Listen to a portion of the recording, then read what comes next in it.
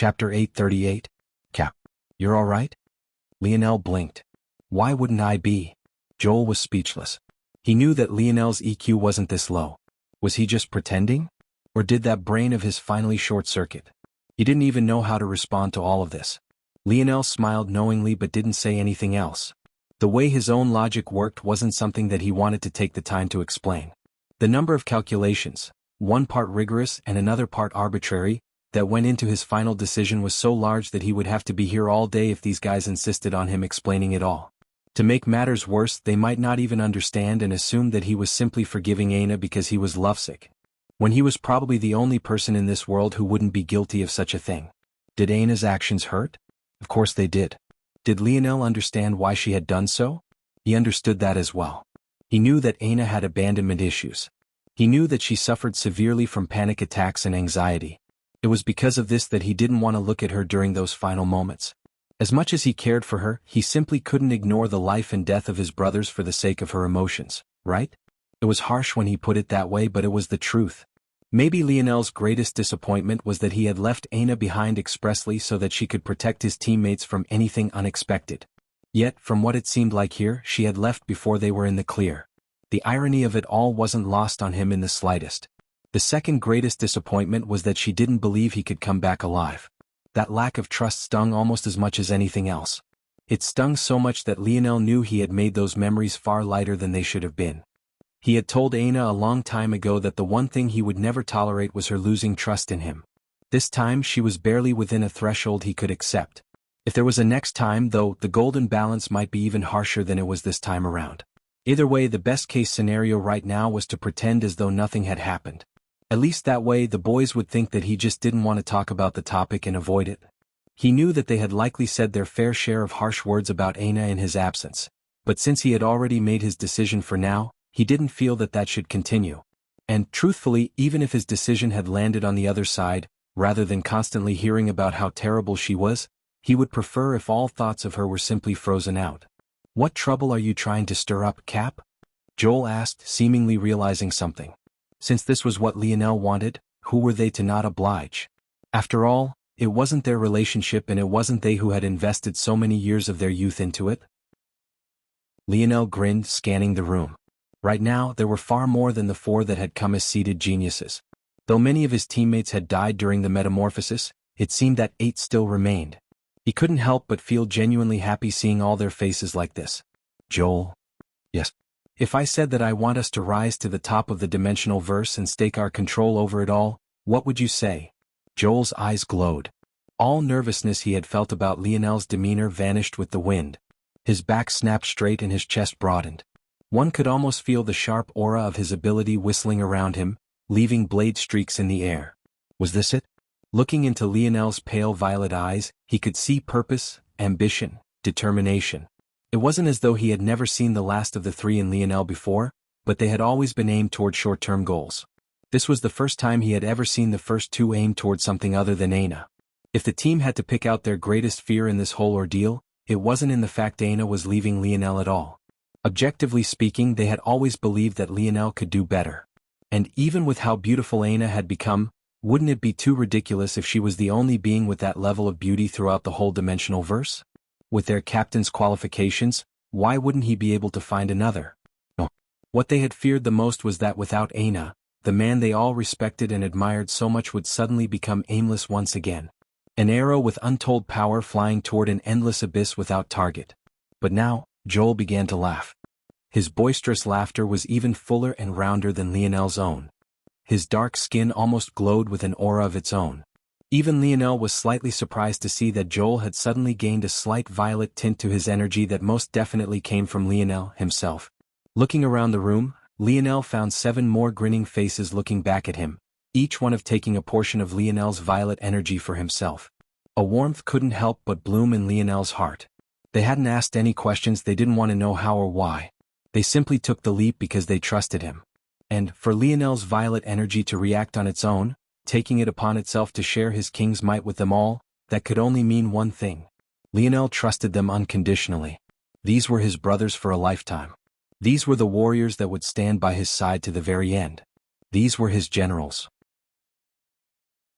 Chapter 839. Joel, Milan, Raj, Drake, Franco, Arnold, Gil, Alan. Author's note: no need to remember these names. I'll mention them so often in the future and with small reminders of who they are that they'll become your brothers too. Amel? Are you sure about this, Cap? Joel asked. After what happened on planet Vincero, even though we're talented compared to their normal students, they're pretty much drawing a line between us and them. Something like taking them over from the inside would be difficult with how cautious they're being. The group nodded in confirmation. Even while they were here, they were likely being monitored by someone or something. The only reason they weren't worried enough to warn Lionel was because they were sure that he wasn't stupid enough to come here without any sort of plan or counter to that. That said, Lionel's next words made them question themselves. Alright. Speaking of which, where are we right now? The group looked toward Lionel as though he was a madman. He had just escaped the pursuit of fifth-dimensional entities, and it could even be argued that the only reason he managed to do so was because of the element of surprise. Now, however, whoever came to track him down would be prepared and likely even more informed about all his abilities. He wouldn't just be able to wiggle his way out of this again so casually. The fact he didn't even know where they were currently was a huge red flag. But seeing how careless he seemed about it all, they were too speechless to reprimand him. This is an allied planet, Cap, Gil spoke out. Gil was Lionel's favorite receiver outside of James when they were on the football field. Rather than playing tight end like James, though, he played wide receiver. And, in fact, he was the one who caught the game-winning touchdown in the final play after coach subbed James out in a rage. He was a tall man, only an inch or two shorter than Lionel. But he was quite lanky. In truth, his body composition and poor posture was eerily reminiscent of Hephaestus. It was just that Lionel knew quite well that Gil wasn't nearly as jacked as Hephaestus was. He had always said muscle training messed up his hand-eye coordination. Allied? Lionel blinked. He had never heard this term before. Yeah. A lot of worlds are under joint ownership like this. They also double as pretty good entertainment centers and trade hubs. After this, we should definitely hit the strip club. Gil's usually lanky and lazy appearance lit up when he reached this point. Lionel had wondered why the usually laid-back brat had so graciously decided to explain things to him. It seemed that this was his purpose all along. In their group, it could be said that the second biggest pervert outside of James was definitely Gil. Who knew how many hearts he had broken in Royal Blue Academy with that casually handsome face of his. That 5 o'clock shadow he could never bother to shave completely off, and his swooping dirty blonde hair left those poor girls not standing a chance. Lionel chuckled. Maybe later. Gil almost leapt from his seat. Did someone take over your body, Cap? Let me check. Gil almost leapt across the table, expressing his shock in the most ridiculous of ways. But he couldn't get very far before Franco palmed him in the face. Seemingly knowing exactly what was going to happen next, Arnold, who sat between the two of them, put a hand to both of their chests, keeping them apart. Are you trying to go elephant ears? Gil snapped, his sharp nose leaking droplets of blood. Can't you see there's food on the table, Quasimodo? I don't want your BO stinking up my meal. Gil and Franco had a love-hate relationship. While Gil played wide receiver, Franco played cornerback, the latter of which was meant to defend against the former. It could be said that they were at war during every practice. One would think that they were enemies rather than teammates. Franco was quite known for his overly large body parts. He had big feet, big hands, and big ears. Somehow, it all came together for him in a pretty nice package. At the very least, he wasn't ugly. But that wouldn't stop Gil from going at him. Ironically, Arnold, who had stopped the two of them, had pretty much the same relationship with Milan due to on-the-field stuff. Arnold's gut was just as big as Milan's, and his chest and arms were just as solid and robust. The palms of his hands were probably even bigger than Franco's, completely stopping the two men from leaping at one another. This was quite helpful to Arnold. After all, he played defensive tackle while Milan played center. Their battles during practice were quite infamous as well. Lionel watched all of this with a smile on his face. How long had it been? It seemed that in his obsession with Aina, he had neglected his brothers. The fact they weren't blaming him now when he knew they had every right to do so only made him affirm his resolve to not forget them again. Of course we can go later. Lionel laughed. No, Cap, for real. Did someone mess with your head? The entire group looked over. Since when would Lionel ever agree to go to a strip club? This time, though, it was Alan who slapped the back of Gil's head. It was obvious to him that Lionel was just trying to get over Aina. Why were you asking so many questions about it? Lionel chuckled and shook his head.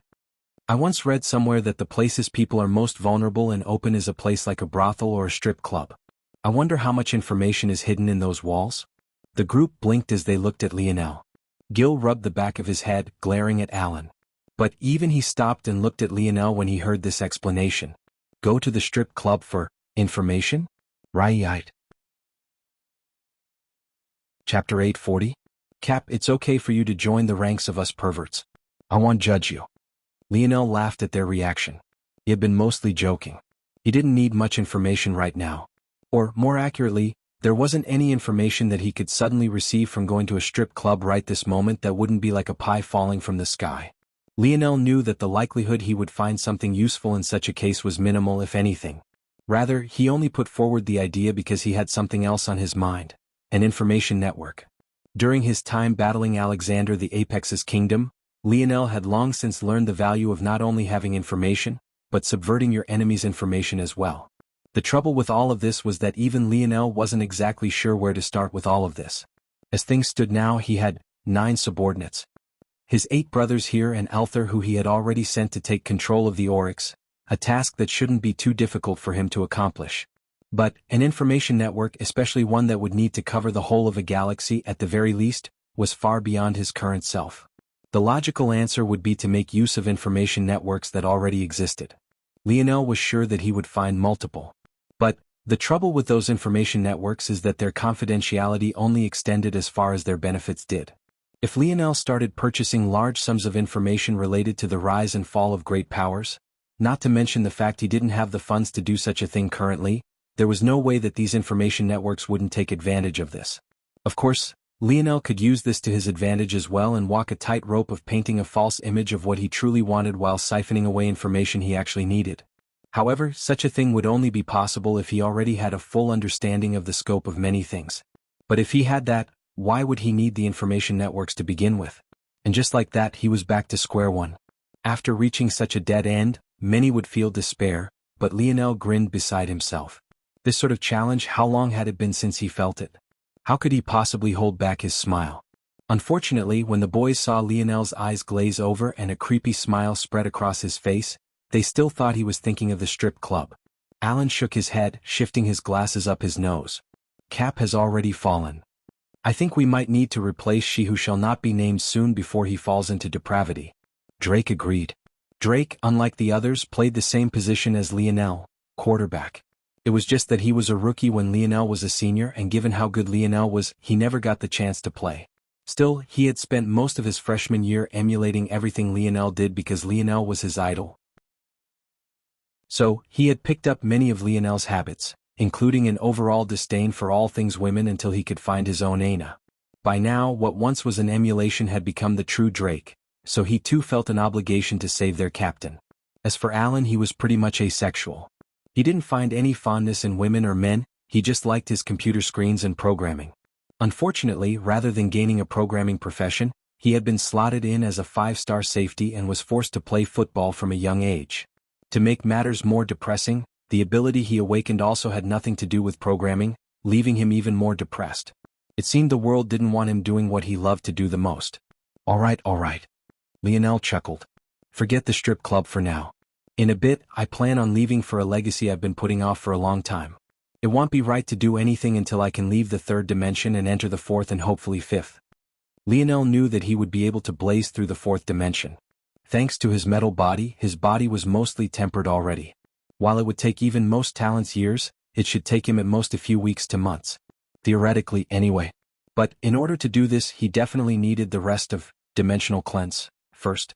You're leaving again already? Raj pouted. For such a big man, the face he made was almost adorable. Lionel smiled. This time I won't be away for long. In fact, I promise that every step we take forward from now on will be together. Hearing such a promise, the eyes of the group lit up. It seemed that Lionel realized he had been neglecting them too. Since that was the case, there was no need to say anything more. If there was anything they could trust in Lionel for, it was that he would never make the same mistake twice. For now, I think you guys are right. Trying to take down your organizations from the inside out will prove to be difficult. Rather than that, I only want you to monitor them and gather up information.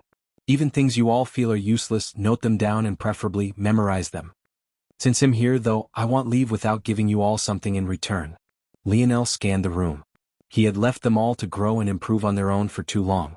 If he wanted to be a king, his own combat prowess wasn't the only one of importance. He had to make sure that everyone around him would grow as well. And luckily, he had formulated a technique perfect for this based on the ability index. Dream Path. Chapter 841.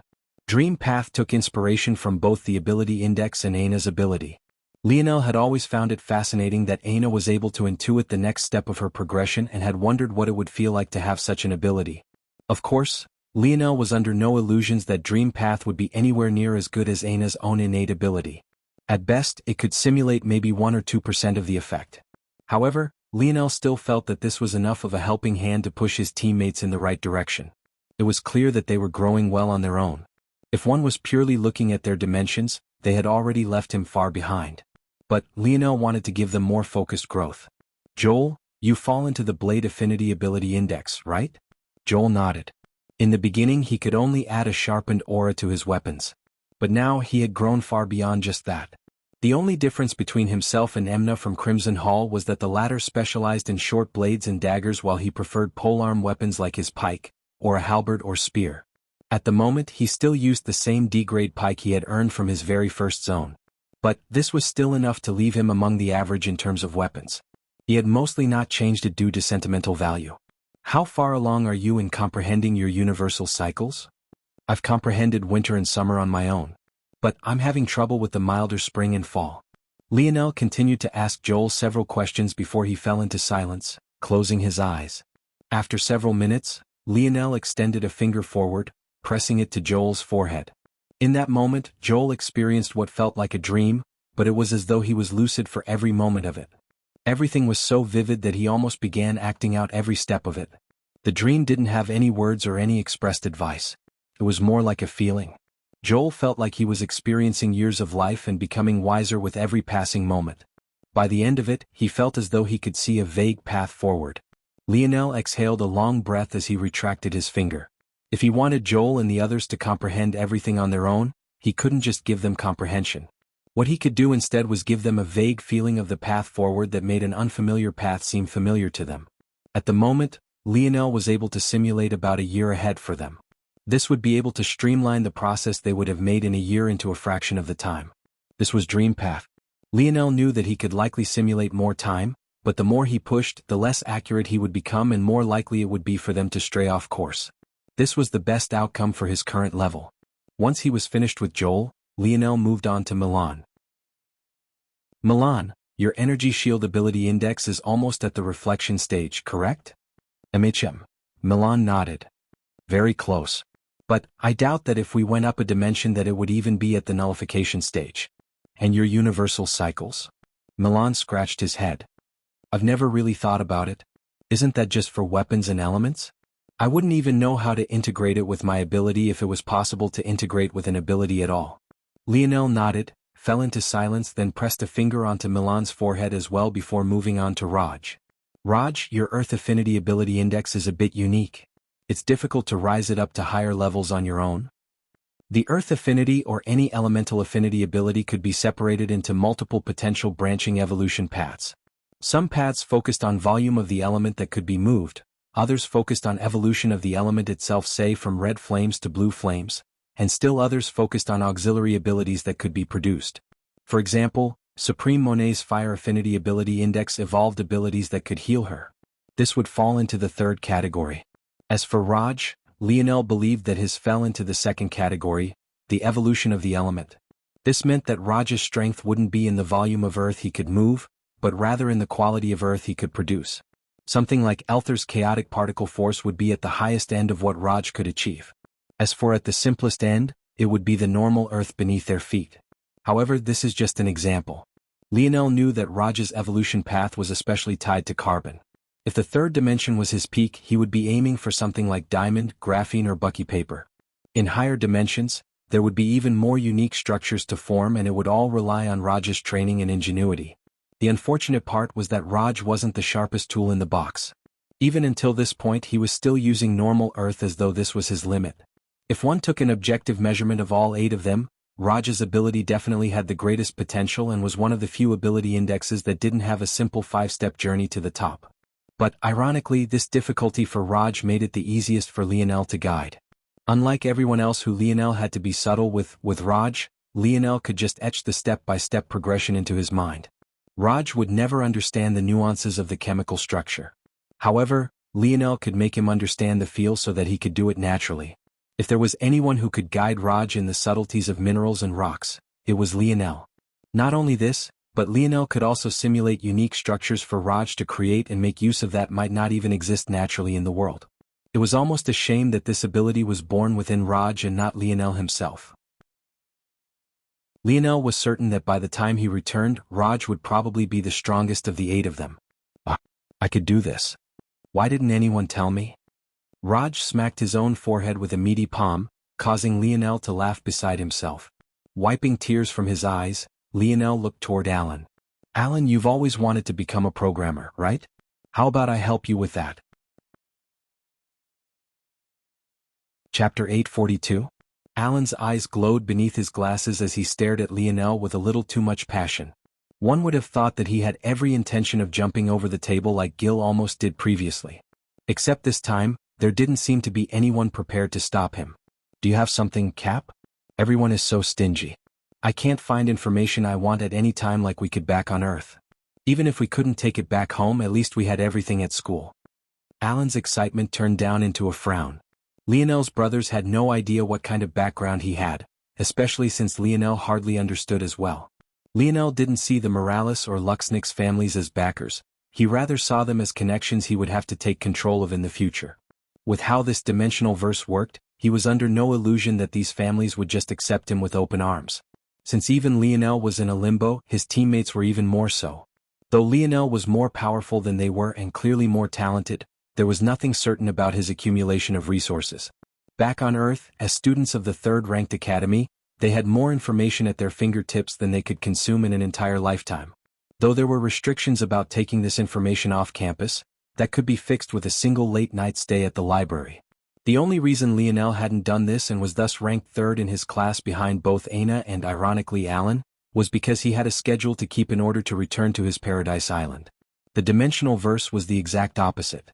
Anyone with information always hoarded it, and even organizations placed them behind gates that required merits or contributions to access. There was even some information that no number of merits could ever get you without an equivalent amount of status. It was clear then why Alan would feel so stifled. The fields that could relate to programming or coding in the dimensional verse were amongst the most gatekept. Things like force crafting or force pill crafting, or any number of branching fields, were especially protected by their owners. It was because of this that Kayla had been taken advantage of by Jack Bianala for so long. Lionel smiled at Alan's question. Rather than answering directly, he asked a question of his own. What is your ability? I have a magnetic ability. I can apply magnetic fields to any surface. It works best on inorganic materials, but I can do it on organic materials as well, like skin. But it functions best on my own skin. If I wanted to apply a field to someone else, it would require touch because usually my ability could be repelled by foreskin if I tried to apply it from a distance. Lionel's smile widened into a grin. You were 1st in our class, but you can't see how useful such an ability would be? Alan pushed up his glasses. You want me to use it for something other than just making battle more convenient? Alan's use of his ability was actually quite skilled and clever. He applied his magnetic fields to surfaces to increase his speed and attack power. He could also apply them in reverse to act as a defensive barrier that could slow and sometimes even stop attacks entirely. And, in addition to that, he was working on an absolute death domain of sorts that could make use of his ability in a longer-range sense. It could be said that while Raj's ability had the potential to become the most powerful, Alan's intelligence and ingenuity in using his ability would likely put his above the former. Raj's thinking was simply too simple, and that couldn't be changed just because of a few tips. As far as Lionel was concerned, though, with his guidance, they'd all become that powerful. You're practically a living, breathing battery. Magnetic fields can be used to form anything from electricity all the way up to nuclear fusion. Alan raised an eyebrow. I know this, but Earth's technology is useless in the dimensional verse. What would be the point in using it that way? Well, it's only as useless as you allow it to be. If you didn't have such an ability, I would probably tell you to give up. But the fact you do makes it a different story entirely. You know what I noticed on my trip here? Lionel smiled mysteriously. Even fifth-dimensional stars undergo nuclear fusion. The energies they produce are different and the process might have a few differences here and there, but the core of the process doesn't change. Alan's eyes suddenly lit up. You mean, as your ability grows, I have a feeling that the magnetism will continue to have similar affects to what it once had on third-dimensional Earth. You just might have a shortcut to bringing Earth's technology to the higher dimensions. Don't get too excited. Lionel laughed. I have a feeling that you won't really be the first. I doubt that there's a complete absence of technology at the very top, and if there is, that only means that it would be even more difficult than we think to accomplish it. But we have an advantage. There should be very few if any worlds that reached our level of technology before entering the fourth dimension. Our third dimension technology was even capable of harming fourth dimensional existences. Second, we come from a very talented world, the most talented if the information I have is correct. That means if there's anyone who can do it, it would be us. And finally, even if we fail to form the technology itself, if you can become what essentially amounts to a sentient star reactor. Lionel didn't finish his words but Gil already began to complain. Damn, who gave Four Eyes such an OP ability? Lionel laughed and pointed a finger to Alan's forehead before he focused his attention on Gil. He might as well do him next. Chapter 843. Gil's ability was related to the lightning element. But, rather than falling into the second category like Raj, his own fell into the third category like Supreme Monet's.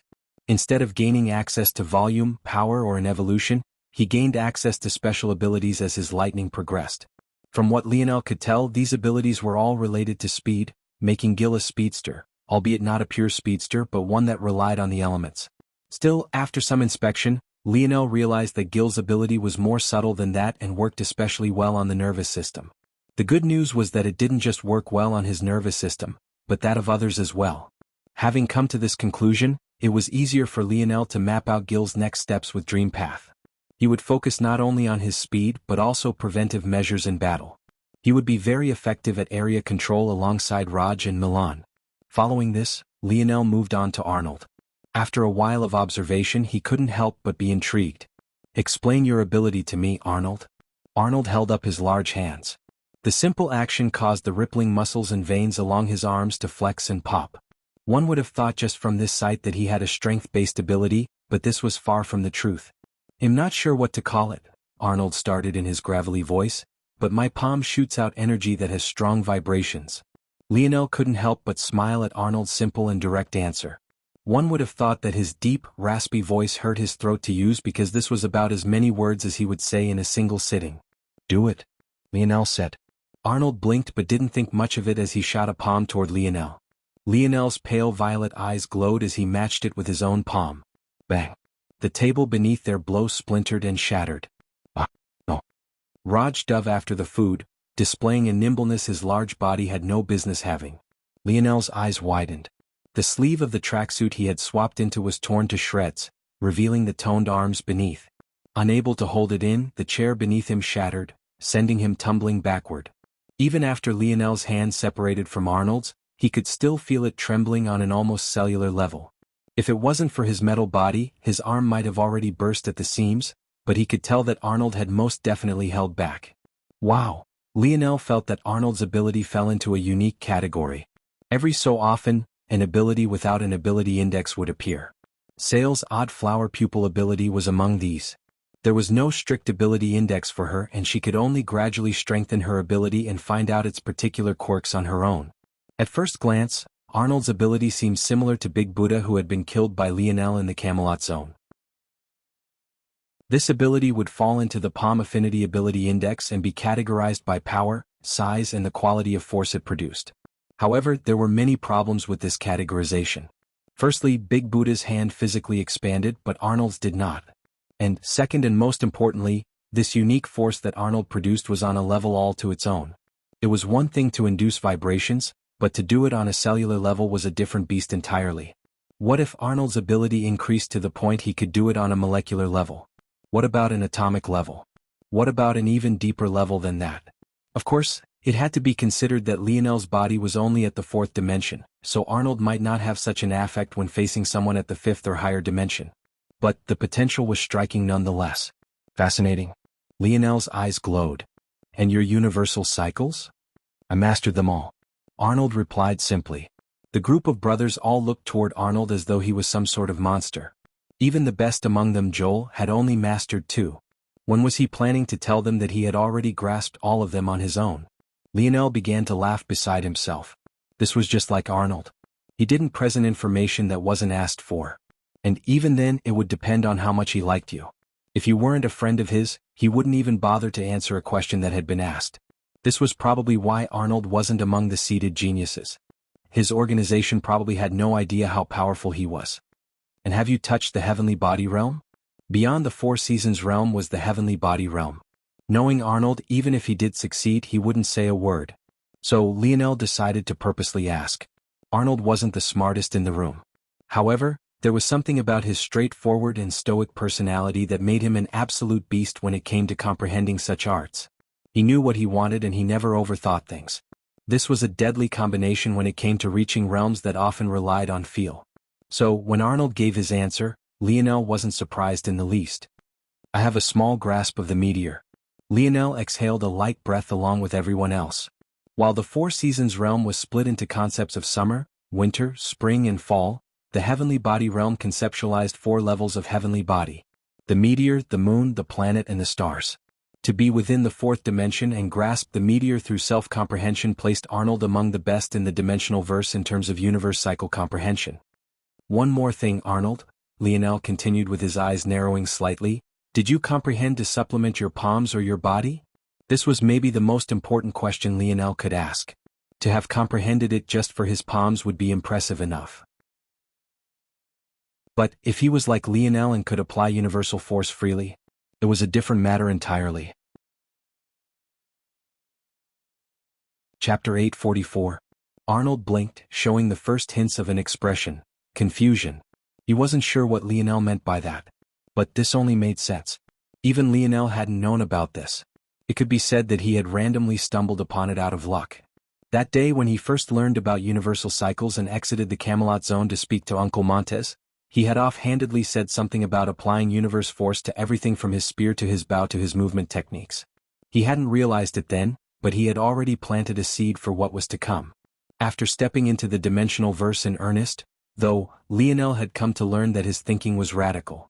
In this part of the dimensional verse, at least, no one spoke of universal cycles outside of their use with elements and weapons. Due to this, Arnold's scope of comprehension had been unwittingly cut off by the ignorance of those around him, limiting his growth. If he grew too far, it might have even become impossible to reverse it all. In that case, Lionel knew exactly how Arnold should progress. Lionel brought out a new table from the segmented cube and helped Raj order more food before he cried too many tears. Then he pressed a finger to Arnold's forehead. Arnold's expression changed numerous times in the span of just a few seconds. He had never known that universal cycles could be comprehended in this way. If it was possible, the boost to his strength wouldn't be small. But, if he wanted to do this, he would have to give up his conception of the meteor in order to take a step back and rebuild his 4 seasons conceptions. At the same time though, Lionel learned something from Arnold as well. Lionel had never really been trying to progress from the 4 seasons realm toward the heavenly body realm. That said, he had always subconsciously believed that something was missing. What he hadn't known, though, was that what was missing was so blatantly in his face. Whenever others used universal force, their conceptualizations would cause phenomena to appear in the form of the blazing heat of summer or the blistering cold of winter, as 2 examples. But whenever Lionel used his own, nothing happened. Lionel had previously thought that this was because he had transcended the need to do this, but now that he thought about it, that made no sense. If the true form of the 4 seasons realm had nothing to do with the 4 seasons, then why did it even have such a name to begin with? It would be one thing if it was only known as such in this corner of the universe, but even his father's dictionary called it the 4 seasons realm, and Uncle Montez did as well. Obviously he was missing something important. Feeling the subtle use of universal force Arnold had and even how powerful his conceptualizations were left Lionel in awe. He realized then that his universal force use might have been more powerful than others, but it was ultimately still just a shell. He was at the very beginning of a realm with endless depths and he hadn't even bothered to take a single step forward. How foolish. That fear of missing out on something important Lionel had formed 2 years ago suddenly came back in full force. He realized that he needed to be more diligent and conscientious. He couldn't allow such big holes in his comprehension to continue on for so long. Once Lionel removed his finger from Arnold's forehead, the latter suddenly smiled. Huh. Am I seeing things? Milan rubbed his head. This blockhead knows how to smile? Arnold swept a gaze over toward Milan, clearly filled with silent disdain. You want to go meet for hands? Arnold once again didn't respond, ignoring Milan completely. It seems that it was inaccurate to say that Milan and Arnold had a rivalry similar to Franco and Gil. Milan had been losing for years and it seemed he would never turn it around. What kind of rivalry was that? Lionel chuckled and looked toward the final two, Drake and Franco. Drake had a top-tier marksmanship ability. Unlike Double Shot, his own came with a homing ability. The marksmanship ability index was split into multiple categories. Drake, though, seemed to gain the abilities from two, making him what was called a pure marksman. The categories were as follows for a pure marksman: Sharp, Lock, Curve, Homing, and Marksman. Sharp gave one a heightened sensitivity to the environment and how it might affect a shot. Lock allowed one to tag an enemy with stronger senses than what one would have in Sharp, giving one at this level a small predictive ability along with the prowess to not lose sight of an enemy within a certain range. Curve branched the senses of a marksman toward more telekinetic abilities. The difference here is that it relies on communication between the sensory lock and the marksman. The deviation allowed was very small compared to the next level. Homing allows for far more freedom, and a projectile from a marksman at this level can even follow an enemy through a weaving path for an extended period of time without losing power. Finally, there was Marksman. Unlike most ability indexes, this was not reserved for savants, though its highest levels were. Marksman allowed near-omniscient predictive abilities about what an enemy would do next and how they would react. It was eerily similar to Lionel's own dream simulation ability. At the highest level, reserved for savants, they could practically see into the future. At the lowest, it was possible to see a few branching paths and their probabilities. The main difference between Lionel and someone at this level was that the latter would be completely reliant on their eyes. This would not extend to their soul force.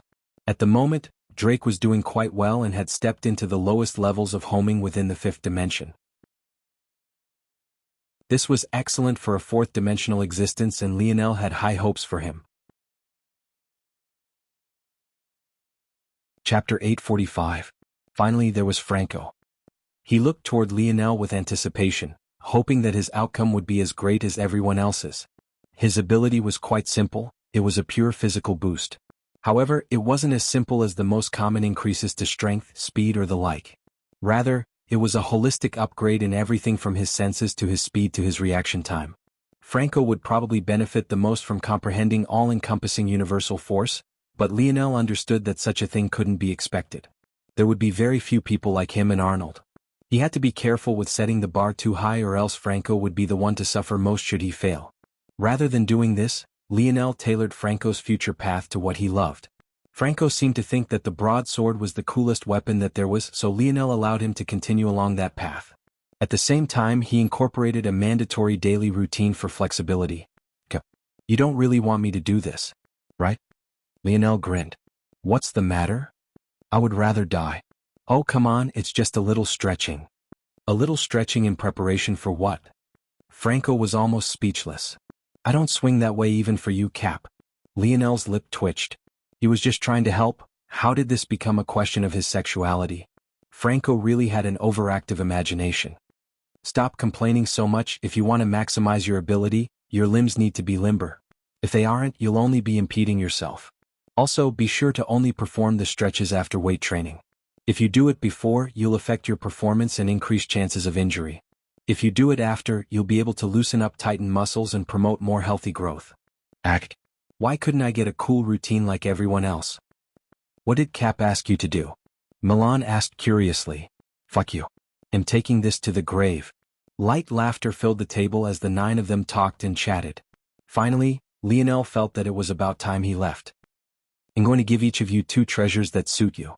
But, you have to remember to only use the more valuable of the 2 if you're in a life or death situation.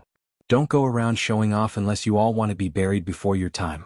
I'm not entirely sure how long you'll be gone, but I don't think it will take much time. The person who gave me the map didn't specify too much, so I assumed that since I can read it, I'm strong enough. Lionel casually explained some things before he began to craft. It was clear he had no idea the level of commotion he was about to cause, nor the kind of sparks he was about to light ablaze. Days later, Lionel found himself on the same small ship he had left behind on a deserted planet. He sat in silence for a long while, seemingly organizing his thoughts. His heartbeat was steady, his blood flowed smoothly, and his breathing had a calming cadence to it. The items that Aina had left behind sat on his lap without making a single sound. He had already checked, but there was no final message, no apology, and not even an enraged rant about how terrible of a boyfriend he was. Even if one pried Lionel open to the point of being able to read his mind, one would never guess that he was going through a breakup. Maybe even Lionel's own dream simulation wouldn't be able to pick up on this at all. I wonder how long Dad has been away from Mom. At least 18 years, right? Did they talk in that time? Did they miss each other? Why did they separate at all? Was there a good reason? Or was the reason as terrible as this one? Lionel wondered. His dad had left him without even a word of goodbye. Well, if his holographic messages were excluded, anyway, could that be because he was so excited to reunite with his wife? Or was there another reason? Now that Lionel thought about it, he wasn't even certain that his parents were still together. For all he knew, they were divorced. It would be nice if you were here, old man. You really know how to disappear at the worst of times. Lionel didn't even bother to try and speak to the dictionary. Although it had his father's voice, it sounded too synthetic. It would piss him off more than it would help him. Before him sat a split path between duty and love. Somehow, Lionel almost knew that this same split road was what had separated his parents for so long. It was a cruel choice indeed. Lionel leaned his back into his chair and closed his eyes. Deep, rhythmic breathing filled the quiet ship. Like this, a lone young man sat upon a desolate planet, being the only living soul within dozens of light years. Within the depths of space, a small ship tore through the fabric of reality. It rattled and shook but eventually pierced its way through. And what it saw on the other side was nothing short of maybe the most spectacular scene the three women on board have ever witnessed. There wasn't just a single planet ahead. Rather, there were three. They slowly rotated around one another as though they were each other's moons while simultaneously having numerous smaller true moons hovering around them. One planet was covered in deep violet oceans and had light lavender clouds to match. Its continents were endless expanses of silver that twinkled even in the night. The second planet looked like a golden marble matched with swirls of the whitest white. The clouds formed gorgeous patterns across its body, making it look like a delicately sculpted pastry or a beautiful piece of abstract art.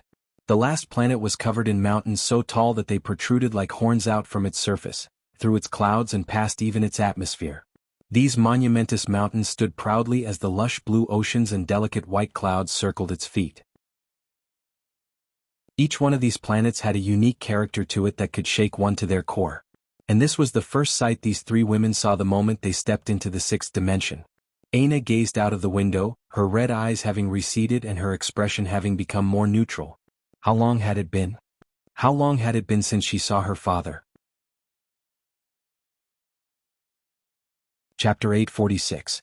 Lionel opened his eyes once more, a pool of calmness resting within their pale violet depths. Funny enough, what he most struggled with wasn't the emotions themselves, but rather the decision to abandon them or not.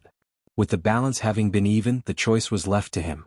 The logical decision was to leave things as status quo. After all, a tie was usually dealt with in that fashion. But such a decision also meant that he would have to carry this around, and he almost didn't want to. It was impeding his thought process too much, taking up too much of his time. In the end, Lionel was forced to compartmentalize his distracting thoughts. However, somehow, one mind didn't seem enough to do that. He was forced to assign over 100 before they were satisfied, and that left him at a 10% deficit he wouldn't normally have. Still, Lionel paid the price. Anything so that his mind would be clear and free. If he hadn't done this, the impact to his cognitive function would have been even worse. At least now he could split his mind more than 1,000 ways. Since he had gotten by with just a few dozen in the past, if he couldn't wreak havoc with over 900, then he might as well give up all his goals right this moment. With that done, Lionel took out the piece of polished memory Oregon. It had been with him for years already, but this was only the second time he had it in his hands like this. It had a gentle oval shape to it, and it was such a shimmering silver that Lionel could see even his own reflection with astounding clarity. And yet, it felt rough to the touch. Lionel was certain that the memory or hadn't felt like this when he first got it. But now something had changed.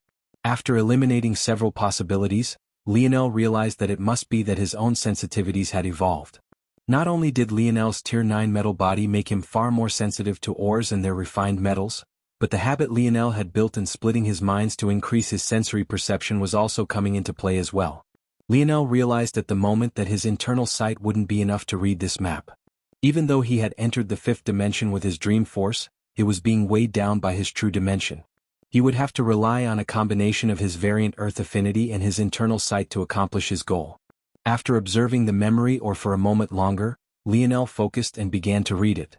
According to Uncle Montes, this memory or was a map.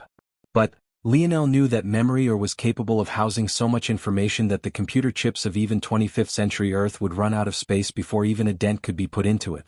And that was all the computer chips to ever exist and would ever exist. The difference was that exaggerated. Lionel found it hard to believe that a map would need so much space. And if it did, how could he ever read it? A memory or would be capable of housing a map of the entire universe. But if this was really what was in here, Lionel might as well give up and choose a different technique to enter the fourth dimension with. How would he even begin to orient himself on such a large map? Lionel could only hope that while the memory or had such great capacity, only a fraction of it was being used. Maybe it was just a habit of large families and organizations to waste memory or like this? Even on Earth, the rich like using precious metals in places they had no business being, like toilets. What Lionel actually found, though, left him stunned. This isn't a map. There's not even any information in here. What is this? A clue? An encryption? The image Lionel was seeing was blurry at first. One had to remember how difficult it was to use memory ores.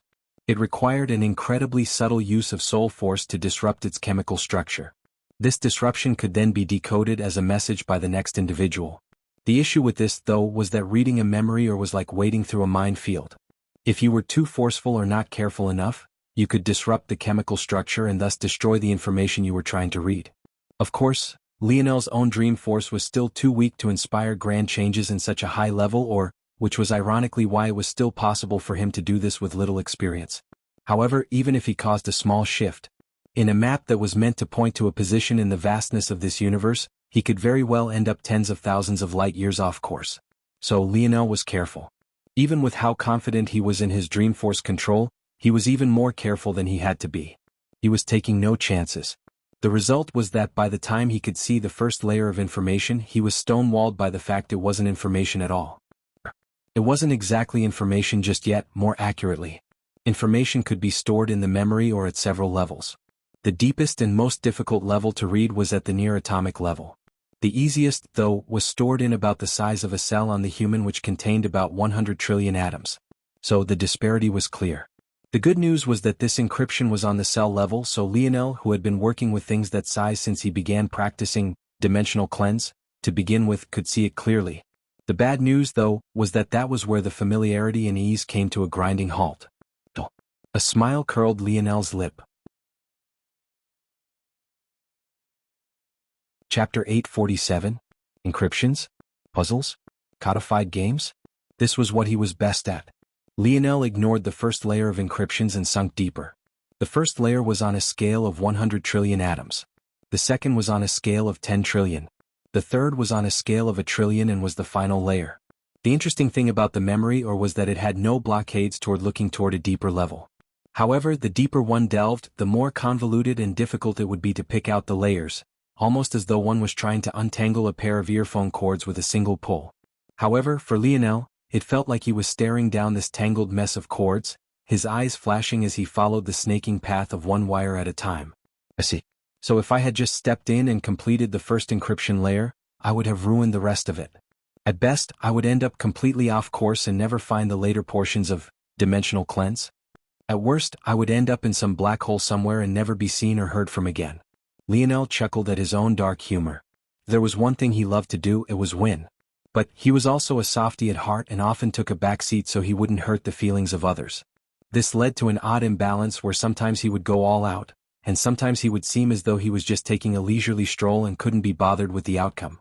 But single-player games like this one were different. There was no one to hurt the feelings of here. It was him versus a puzzle some old man had probably had a lot of fun putting together. So, for a moment he forgot about all his worries. Lionel had almost made the very same mistake he had just warned himself against. The moment he had seen the first encryption, he had already thought of a solution and it was probably the easiest solution available. But his instincts told him that things probably shouldn't be so easy. As intelligent as Lionel was, he was also aware of what was considered difficult for others and what was not. This perspective was incredibly important, especially if he wanted to be a king.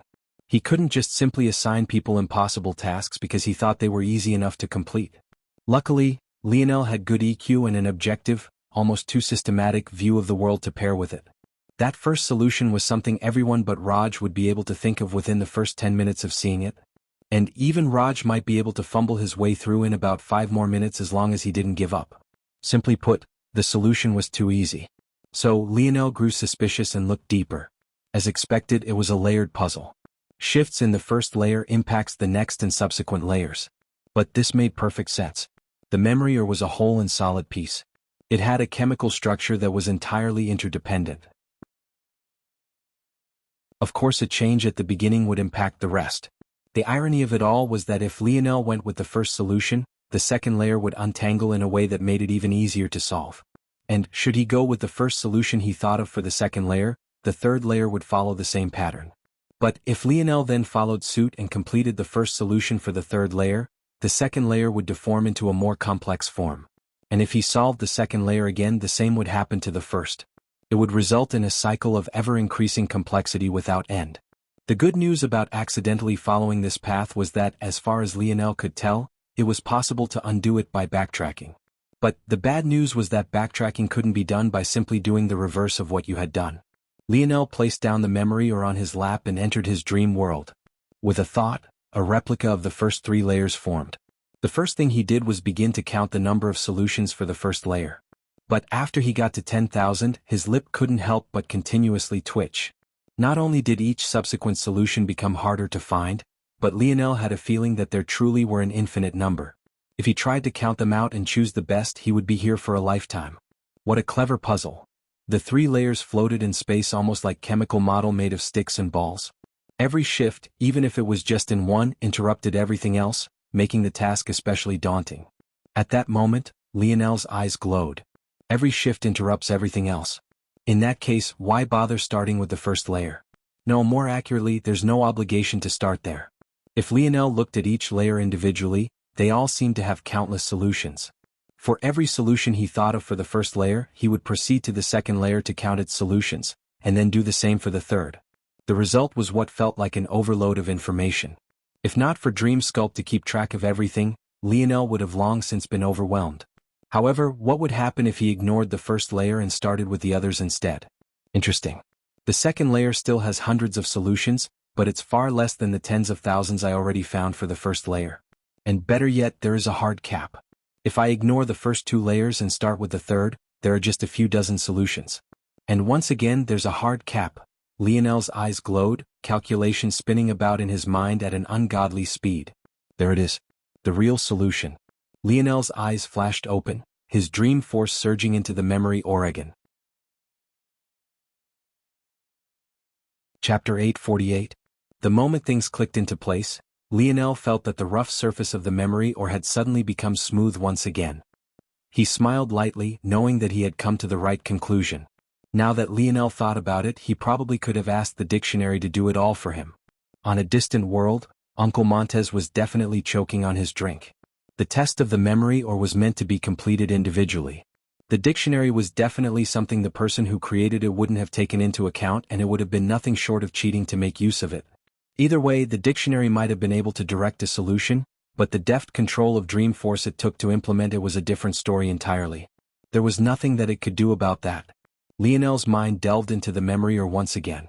This time, however, it felt as though he was witnessing the birth of a gorgeous and clear picture. Compared to the jumbled mess there was before, it felt like Lionel was going from reading the scribbles of a toddler to the masterworks of a world-renowned writer. Lionel had always thought that a memory had to be read. But now he knew it was something you experienced and felt. The best way he would describe it was like ringing and tuning a fork. Depending on the size and material, a resonance of sound would be produced. A memory was like this. But for the mind's eye, the memory resonated like it had been rung under the influence of Lionel's dream force. The result was a vivid picture being painted in his mind. Lionel realized then that it would always be obvious when he had come to the right conclusion. Only this conclusion could make the memory sing like this. Suddenly, Lionel didn't just have a location in mind, but he could feel it. What was most astonishing, though, was that he didn't get the chance to go toward that location. He couldn't even react before the sparse force around him began to resonate along with the memory. Oregon Lionel's eyes hardly had time to widen before all the force on the small, desolate planet he was on whooshed toward him. A massive dust storm of red-brown sand, dirt and rock was formed. From above, it looked as though the small planet was forming an eye of its own all around a tiny spaceship barely 2 meters in length. It all vanished. When the dust storm cleared, there was nothing but a small crater left. As for Lionel, he was nowhere to be seen. Within the depths of the sixth dimension, a small silver ship hung in the skies. Unlike what one would find in the fifth or fourth dimensions, space travel within the sixth was as common as driving a car was back on 21st century Earth. All around, there were ships of all shapes and sizes, following lanes controlled by magical beams of light. These lanes of light seemed to manifest from nothing and curved in controlled paths as though they had minds of their own. If one observed closely, they even seemed to follow orbital-like patterns of their own, slowly and subtly shifting through the deep skies as they weaved in and out of each other. Yet, as opposed to the chaos one might expect from such a thing, it had a maddening sort of order to it that everyone involved seemed completely used to. Some spaceships shot into the distance, leaving the orbit of the 3 planets. Others carefully changed lanes to reach their desired planet. And still others, like the small ship manned by Yuri, took their time to circle around the sparser regions to enter their desired path. After a moment, Yuri managed to find a lane toward the planet Violet Planet with silver lands, following along the congestion. Despite the traffic, she was finally able to relax and allow things to go on autopilot. As in control as she had pretended to be this whole time, this was the first time she had manned a ship to cross folds of reality. Doing such a thing was incredibly dangerous and many died doing so. This was why no one casually shifted between dimensions if it could be helped. If one was going to do so, the easiest way would be to use a top-quality talisman. At least this way the process would be smooth. Unfortunately, Yuri hadn't had one. Yuri her chair back to look toward Aina and Savon. She nodded to herself when she noticed that Aina was at least more put together now. The only shame was that Aina's gaze had returned to the same coldness it had when she exited her very first zone, the very eyes she had had when she killed Conrad. If Yuri had to pick a moment, that was the one where her determination was the highest. Right then, it seemed that Aina was consumed with thoughts of revenge.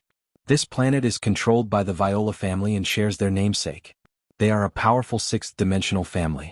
To be honest, I don't know how adoptive father is related to them, so I can only say that we should be careful.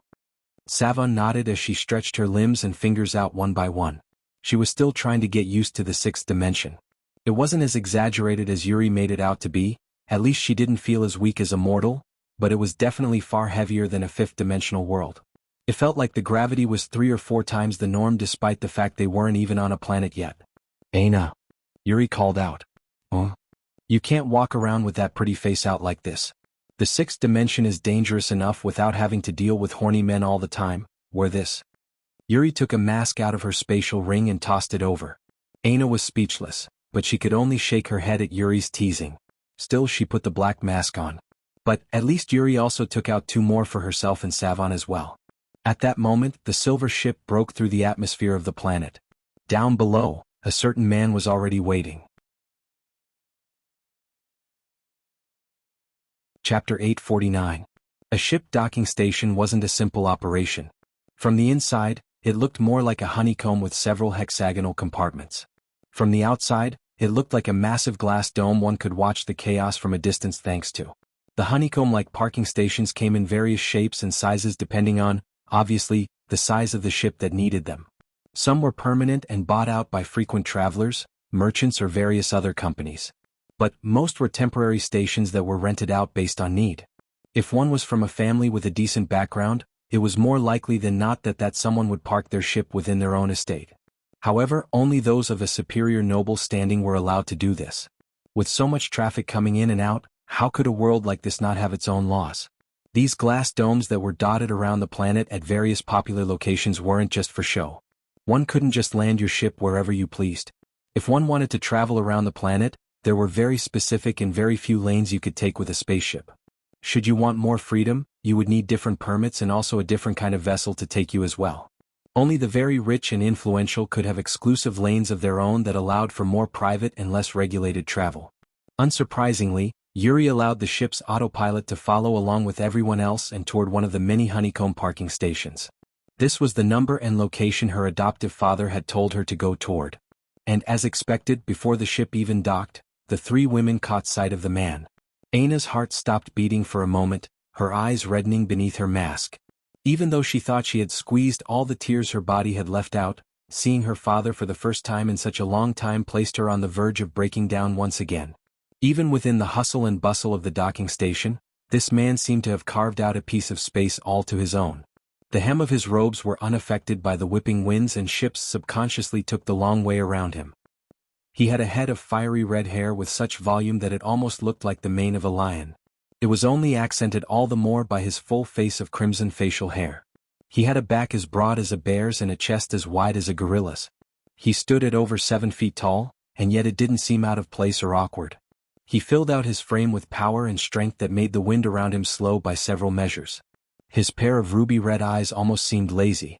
But given the rest of his appearance, it was like he was giving the world a chance to breathe. If even they had been sharp, maybe the whole of the docking station would have been frozen in place, unable to go about their day with any sort of ease. However, what Aina saw wasn't the scary sort of projection, or a stifling, grueling portrayal of what a man could be. She just saw her father. She leapt out from the spaceship before it could even settle down. When Lionel's vision cleared, he found himself still in his small ship, but the surroundings felt completely different. What were memory ores meant to be capable of teleporting individuals? From Lionel's understanding, the answer to that question was no. But if he thought about it a step further than this, maybe? The resonance of the memory or when it entered that perfect state was quite resounding. What was a force art if not resonance of energy? Force arts used various languages written with force in order to induce specific and practiced reactions in the world at large. Who was to say that a force art cleverly hidden within a memory or couldn't produce the same effect? In fact, in order to draw more permanent force arts like Lionel did when he created treasures, didn't he have to use precious ores and materials? What was a memory or if not a precious material? In fact, using it to draw in force to accomplish this feat may very well have been overkill. May have been anyway. Lionel wasn't certain if it was because he had no idea where he was. What he did know, though, was that this was the heaviest pressure he had ever experienced. Even when Lionel entered a fifth-dimensional world as a third-dimensional existence, it had felt no different from a spring breeze. But, the moment his body became aware that it had reappeared in wherever this place was, he had actually had trouble breathing for a moment. Unlike other ships, Lionel's didn't have windows. He had built it with speed, escape and defense in mind, so how could he leave such an obvious weakness? He had instead used his internal sight and the dictionary to make up for this deficiency. But at the moment, that choice left him blind for the first few seconds he had spent in this mysterious place. Taking a deep breath, Lionel steeled himself. He couldn't just stay in here forever, right? Somewhere deep inside, he felt like he needed to see what was out there with his own 2 eyes. His instinct told him that this was a feeling that had to be experienced in the rawest of forms. The hatch slowly opened, the compressed air sizzling out in a low, drawn-out steam. Lionel couldn't help but take a breath when he saw what was before him. It was a road. However, this road was formed of sparkling white motes of light and extended toward what felt like infinity. It was about 10 meters in width and was surrounded by nothing but endless darkness. Lionel didn't need to be a genius to know that if he took one step off, his life would be forfeit. In the far-off distance, a blue star hovered in silence. It was maybe the most gorgeous blue Lionel had ever seen. A wide expanse of skies or a cool, transparent ocean didn't seem capable of measuring up. Maybe only a delicately sculpted and polished sapphire gem could even begin to compare. The star was caged by an enormous Dyson sphere Lionel assumed his road of light connected to. It was the sort of picture Lionel could have never thought he would ever see just 5 years ago. And with it came a spine-tingling alert of danger Lionel had never experienced before. Chapter 850. Lionel took a cautious step outward, his hair standing on end. However, no matter how he swept his gaze or his internal sight, he couldn't catch a wisp of anything. As far as he could tell, there really was nothing but a single expansive road headed toward that beautiful blue star surrounded by a cage of rotating silver. The Dyson sphere was something Lionel had only read about in science fiction novels.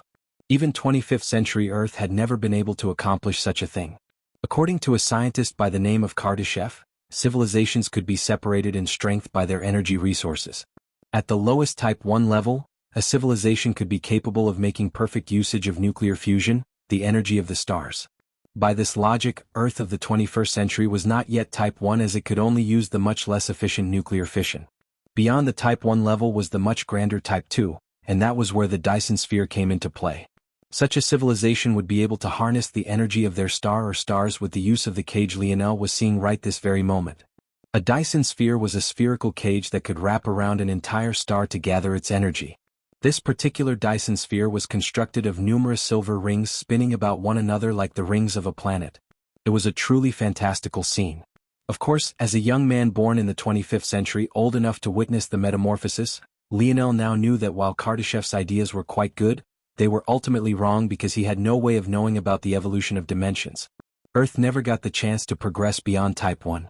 And at the same time, Type 3 civilizations beyond Type 2 might not be necessary considering the ever-increasing strength of stars as they progress through the dimensions. This was all to say that a world capable of harnessing a fourth-dimensional star's power would likely be more powerful than even the Type 4V or beyond civilizations that Earth had posited. This painted a perfect picture for why Lionel was so stunned. After all, he was seeing something that he had only ever witnessed in fictional novels and movies right in front of him. But none of this explained why his hair was standing on end or why his foot had stopped halfway down from stepping out of his space shuttle. Lionel took deep breaths. Rather than pushing himself forward, he pulled his foot back. He had a feeling that the moment he stepped down, an event would begin that he would have no chance of stopping until he walked to the very end. In the past 2 years, Lionel had managed to master every quasi-bronze and below spear within spear domain. It could be said that his comprehension of the spear had reached a godly level amongst those at the fourth dimension and even experts at the fifth. The only shame was that his ability had also grown so powerful that when he fought, he rarely if ever had to lean on this skill at all. The reason Lionel was remembering back to this now was because during that time, the number of primitive consciousnesses that he had absorbed were almost too numerous to count. With that, the instinct Lionel had fostered within himself likewise grew to a point where it almost became a second ability of his. Lionel felt that there was a reason the spear domain was constructed like this. It was built on a philosophy that skill, senses and power weren't enough to make a true master of a weapon.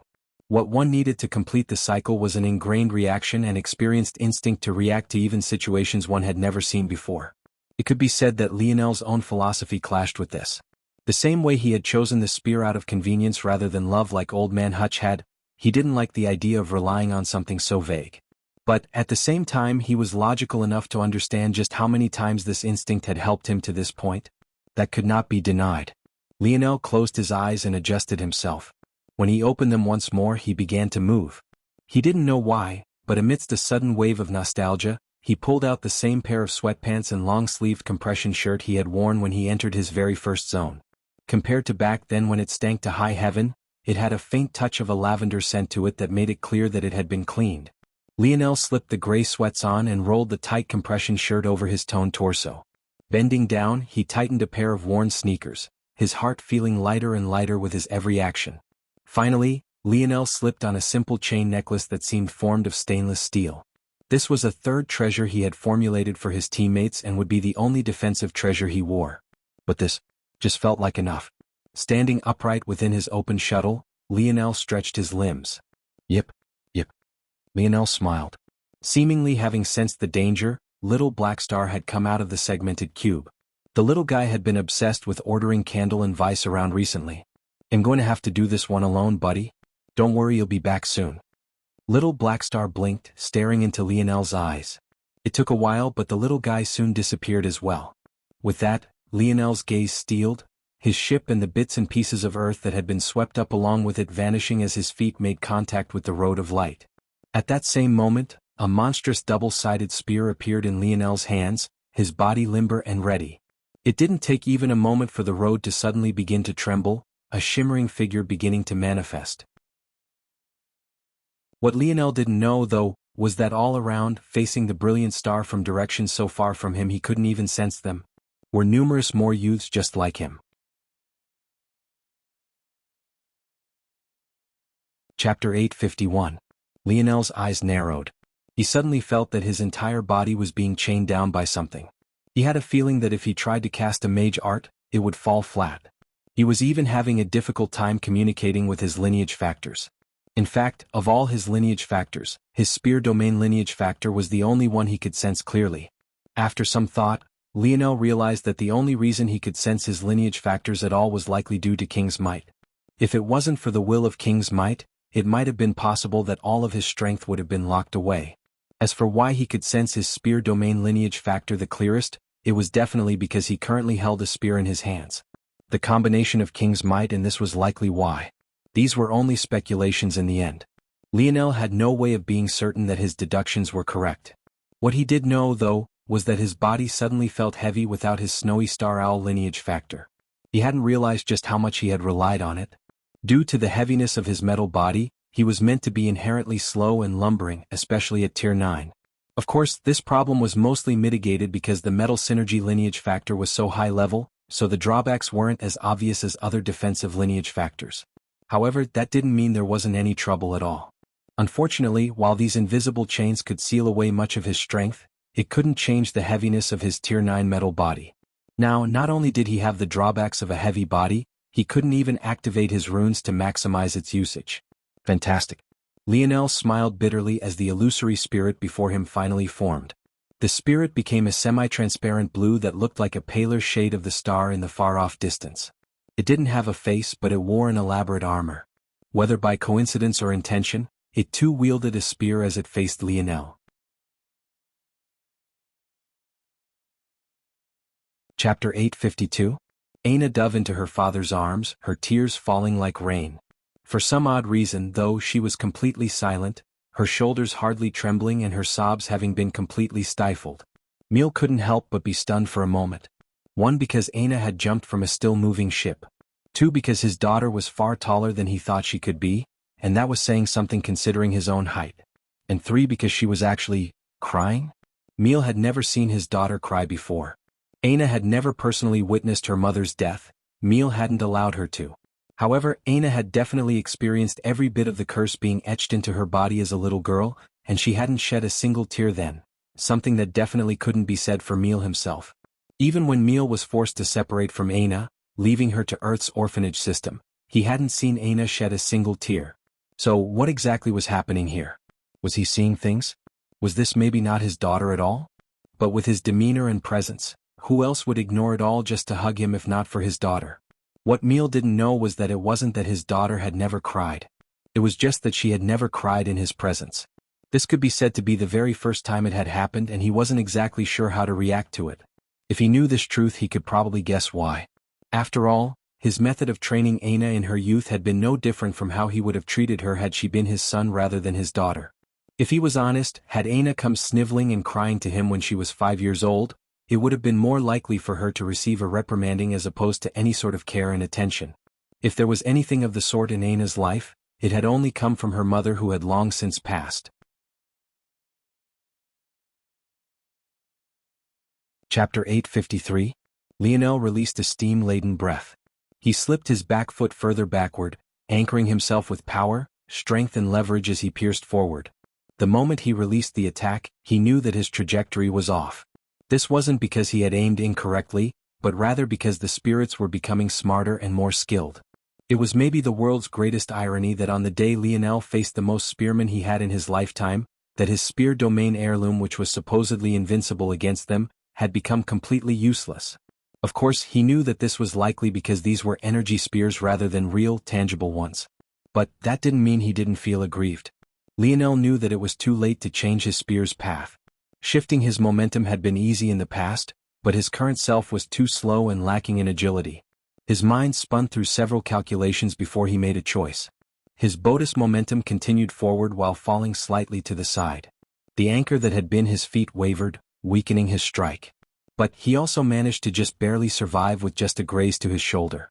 He used his fall to turn his pierce into a downward sweeping motion, raking his spear across the chest of the spirit. Chapter 854. Lionel took deep breaths, pushing himself up the rest of the way. If this most recent thought of his was correct, that would mean that the creator of Dimensional Cleanse, or at least whoever it was that set up this competition, did in fact want him to use his mind over the raw strength of his body. It was just that now, rather than applying it to puzzles, he or she wanted it applied in battle. Lionel would still remember the borderline narcissistic comments the creator of Dimensional Cleanse had left in the first part of their technique. Back then, Lionel had been in the Joan zone and his life was on the line every minute of every day, and yet he still couldn't help but chuckle. Even now, with his body in such a state, he was caught between rolling his eyes and laughing some more. When he framed things like this, if the creator was really the one who set up this fiasco, it was no wonder it was all so sadistic. That person was really a bastard. 97 seconds. Lionel thought to himself. He had to make it to the next spirit in that time or else he would have to fight the one he just had again. The distance wasn't far, just a kilometer. But in this endless stretch of road Lionel felt like banging his head against a wall. There's got to be something to this. The truth was that Lionel was at a striking disadvantage. It was very rare for those with powerful bodies to choose dimensional cleanse, of all things to practice. They would usually pick a technique that could supplement their power, not their mind.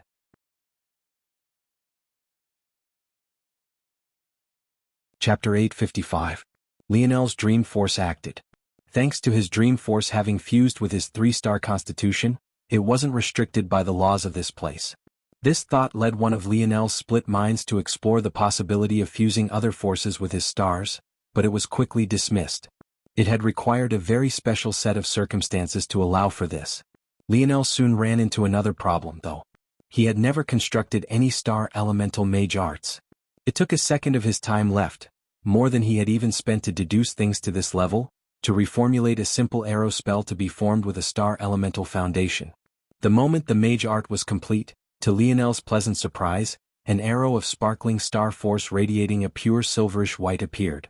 In fact, Lionel realized the abundance of star force was so great in this place that the spell was completed about 10% faster than it would have otherwise been.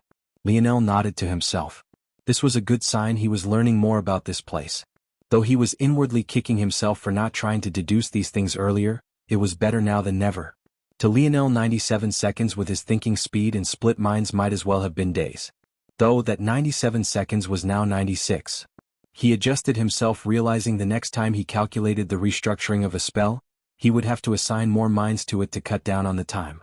Though it was a shame he never formulated any star elemental spells, there was no use crying over spilt milk. Now was a unique opportunity. But he also wasn't foolish enough to believe that this alone was enough. The road ahead was nearly endless. Now that he could use spells, he would indeed have some added flexibility in battle, but it wasn't enough to be life-changing. At the very least, he would need time to formulate more powerful spells that would have a greater impact.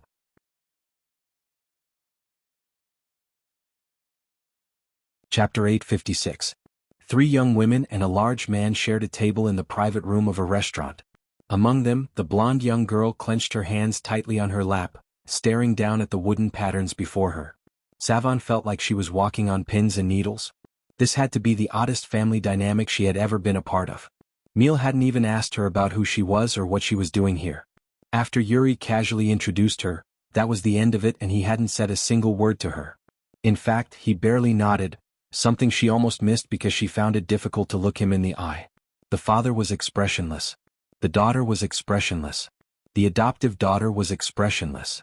This sort of family almost made her thankful that her own didn't have to step into the oddity of this world.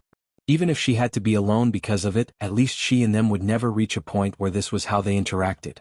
Finally, a waitress came into with large amounts of food. A bit of the pressure Savon felt was finally alleviated because someone with a normal smile and expressions had come. Unfortunately, seemingly sensing the atmosphere, the waitress didn't dare to stay long and practically bolted away, holding up the hem of her skirt. Things only became worse after the food came. What once was an atmosphere of silence became filled with gnawing, cracking and chewing. If Savon closed her eyes, she would have thought that she was sitting amidst a pack of wolves. To Savon's right, Yuri elegantly cut apart her food with a fork and knife. However, across from her, the father and daughter pair seemed to be fighting to the death. Their elbows clashed every so often, causing resounding booms to reverberate through the air. It sounded almost like claps of thunder every time they struck. And yet, they continued to bite at the piles of meat and bone as though nothing had happened.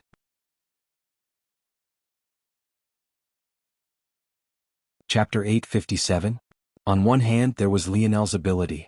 As powerful as his lineage factors were, he still felt that it carried much of the burden for how he had made it this far. On the other there was his spear domain lineage factor.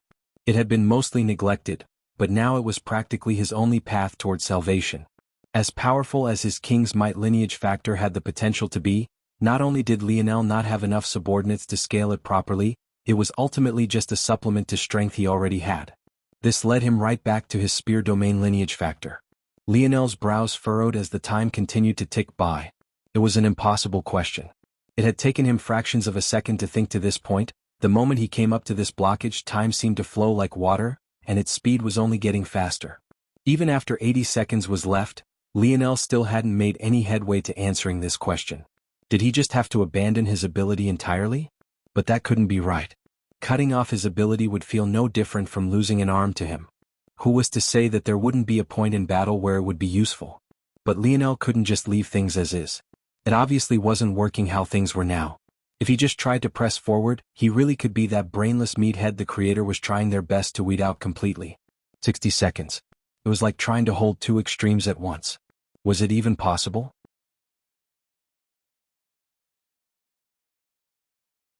Chapter 858.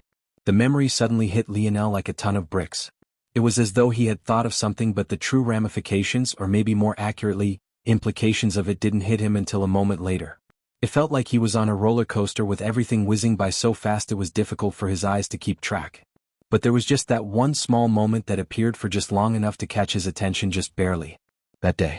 That was the first and one of the only times Lionel had ever allowed one of the consciousnesses to take over his body. It had given him combat prowess far beyond his means at that time. Ultimately, though, what he had done that day was out of necessity rather than desire. After all, he had only just stepped out of his second zone and hadn't even really understood what it meant to wield a spear. It also had to be remembered that he had had the spear domain heirloom for all of a few minutes at that point, so he wasn't even really sure what he was getting himself into. However, what was especially memorable and important about that time was the fact that the primitive consciousness hadn't snatched his body away forcefully. In fact, Lionel was able to take his mind back as he pleased. He never truly felt that he wasn't in control. Lionel wasn't sure if this was how things were supposed to have gone or if he had been meant to struggle to keep his mind safe, but all of that was irrelevant. The fact that he was so clearly unaffected was a very good thing. The issue with allowing consciousnesses to take over his body was the blurring of the lines between what was you and what wasn't. But Lionel was able to define this line so clearly and easily that there wasn't even a chance at such confusion. The question was the answer to allow his body to be taken over? What was so powerful about that memory was that Lionel had been able to take a back seat and observe everything while his body was being controlled by another. If things were like this, then he could take a step back and calculate the progression of battle. This would allow him to step in should he ever be needed.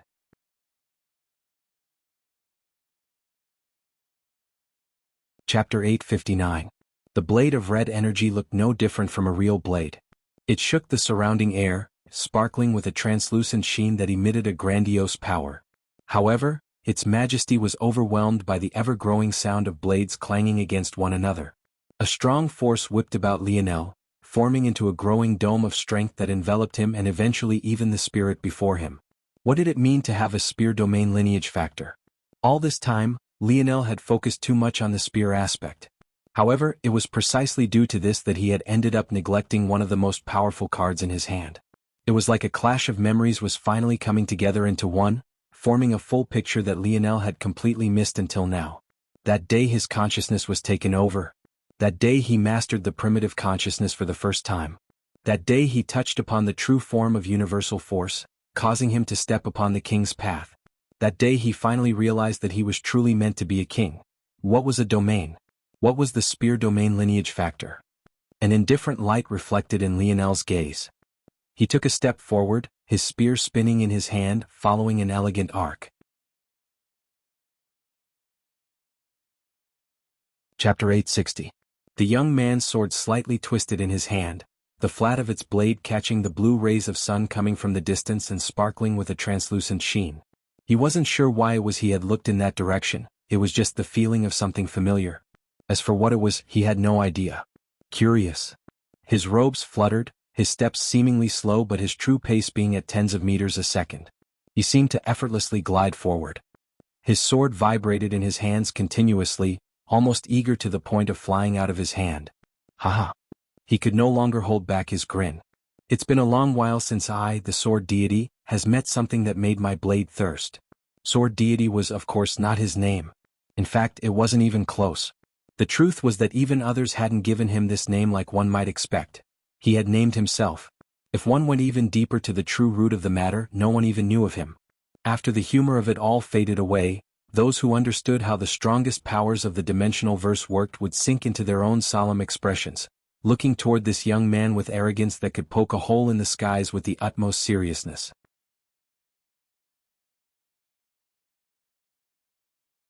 Chapter 861. The Viola family estate was impossibly large. One might think that this meant a few hundred acres, or maybe they owned a small forest to themselves, but even this wasn't thinking nearly large enough. The estate of this family wasn't limited to such a small range. In fact, even a large city wasn't enough to cover it all. Instead, it was constructed by a network of 10 large cities that encompassed an area equivalent to a small state, about 30,000 square kilometers. Despite the impossibly large region for just a single estate, it was difficult to find even a single blade of grass that was out of place. And this was despite the fact that much of the region between the 10 cities were used as tempering grounds for the younger generation. One would think that it was nothing but an enormous and well-kept garden. This estate was, of course, just private property. Only the members of the Viola family and their vassals were allowed to step foot in the region. The only exception was when the family hosted some competitions in their tempering regions, but even then, it would mostly be youths from comparatively powerful families participating.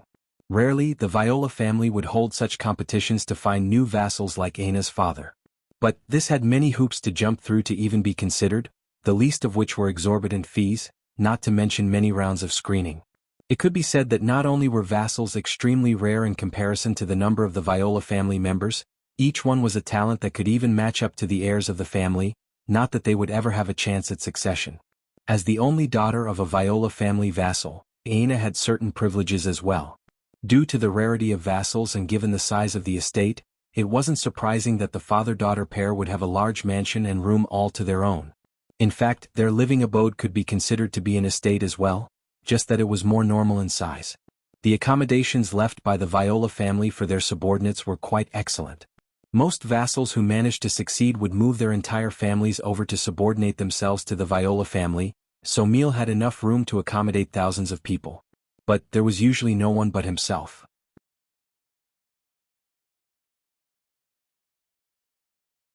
Chapter 862. Elthar slowly picked himself up, shaking his head. He was getting really tired of having to get into all of these fights, not because he hated fighting but because he always had to hold back. The ones he could kill, he couldn't kill. As for the ones he couldn't kill even if he tried, those were even more agonizing. Did they get off from beating a kid like him? Just because your wife was giving me googly eyes, doesn't mean I touched her. Shouldn't you blame yourself for her eyes wandering? Elthar looked up and glared at the gorilla-sized bastard he had just knocked out. His fists were really too itchy at this point. At that moment, though, Elthar's pupils suddenly constricted. His head snapped up to the skies, his eyes narrowing. This is most definitely not part of the plan, Elthar mumbled to himself.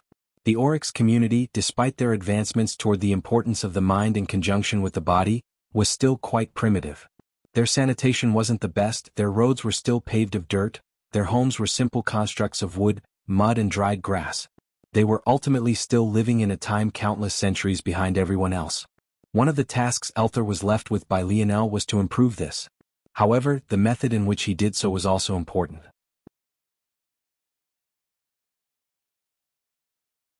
Chapter 863. Lionel had no idea what was going on so far away from himself.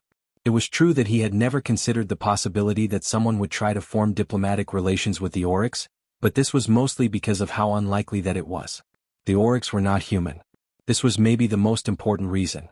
Though racism wasn't very prevalent amongst humans any longer, at least not in Lionel's experience, that was only because it was replaced by another sort of race war, one between species. Unfortunately, no matter where you were, racism was an almost inevitable part of life. There was nothing people liked to do more than participate in tribalism. The grotesque part of it all was that it was rooted in good. People had the inherent want to be connected and feel connected to one another. It was just unfortunate that this good was often twisted and contorted into what Lionel believed to be the ugliest thing in the world. What better way to feel more connected to those around you than to exclude the others? If everyone was connected, was anyone connected at all? It was these kind of thoughts that had always pervaded the psyche of the dimensional verse, and it manifested in the form of race wars all too often. It could be said that the only reason Earth had weeded out racism was because of its hands-on approach. The Ascension Empire fused the continents into one. A monolithic culture was formed. There were no large swaths of communities where only a single type of face could be seen. Of course, Earth still had its own in-groups and out-groups, that being the people who could call the surface home and those that could not. But they had still made great leaps and bounds in that direction, and it was about the only thing Lionel respected about his grandfather's empire. However, outside of Earth, these things couldn't be said to be the same.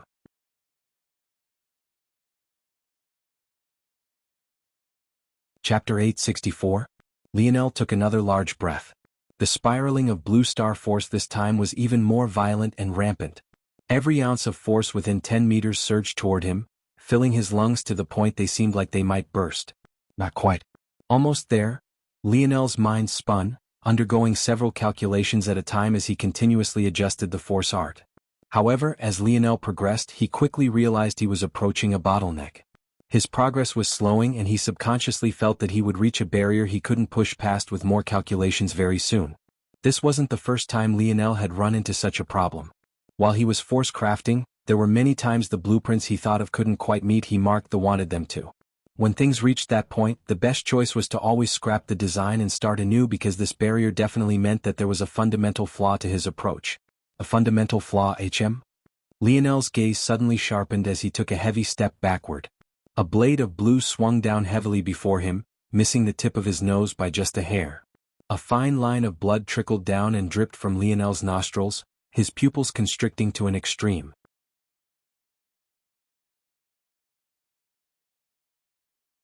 Chapter 865. Lionel felt his body surging toward a barrier with such momentum that even he, himself, couldn't stop it even if he chose to. Lionel believed that he had understood the purpose of this trial. Maybe it wasn't that this was a puzzle at all, and maybe there wasn't the reward of the remaining portions of dimensional cleanse waiting at the end for him. What if the entire purpose of this road was to comprehend the next step of dimensional cleanse yourself? What did it mean for Lionel to say that battery was the wrong shape? Well, all this time the perfect image was hanging before him. He continuously tried to use the blue star force as though it was normal air he could breathe in, before then trying to adjust it to function like oxygen would. But was that the right way to do things? Then there was the blue star force that fused into his body and kept making him heavier. Why did it feel like the process was eerily similar to what one experienced when entering the fourth dimension? Wasn't that the dimensional realm one spent time tempering their bodies and drawing more nodal pathways? On top of that, there was the fact that Lionel felt he was using the blue star force all wrong. He felt that if he wanted to get the most out of it, taking star force from the surroundings and directly applying it to himself was the wrong method. If he wanted to flip the table and approach this from a completely different angle, then he believed that the best course of action to take would be to accept the star force into his body, convert it into the form he needed, and only then would he apply it to himself. But this process, how was it any different from his 3-star constitution?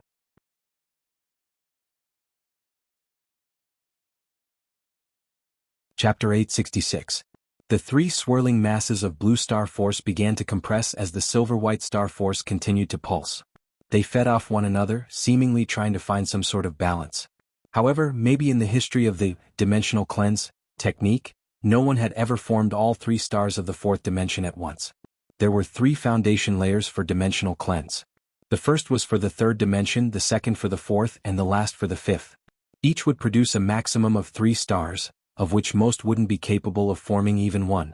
However, let alone not forming even one, Lionel had suddenly begun to form 3 at once, and no matter how he tried to slow the process so that this splitting headache would leave him alone, nothing would work. The truth of the matter was that Lionel's body had been ready to spill over to the next dimension for too long now. Not to mention the fact he had one parent who was bestowed the complete world spirit of a world with 8th dimension potential on one hand. On the other, he had a parent born from a 7th dimensional world that had birthed a clan with a lineage factor with 8th dimensional potential as well.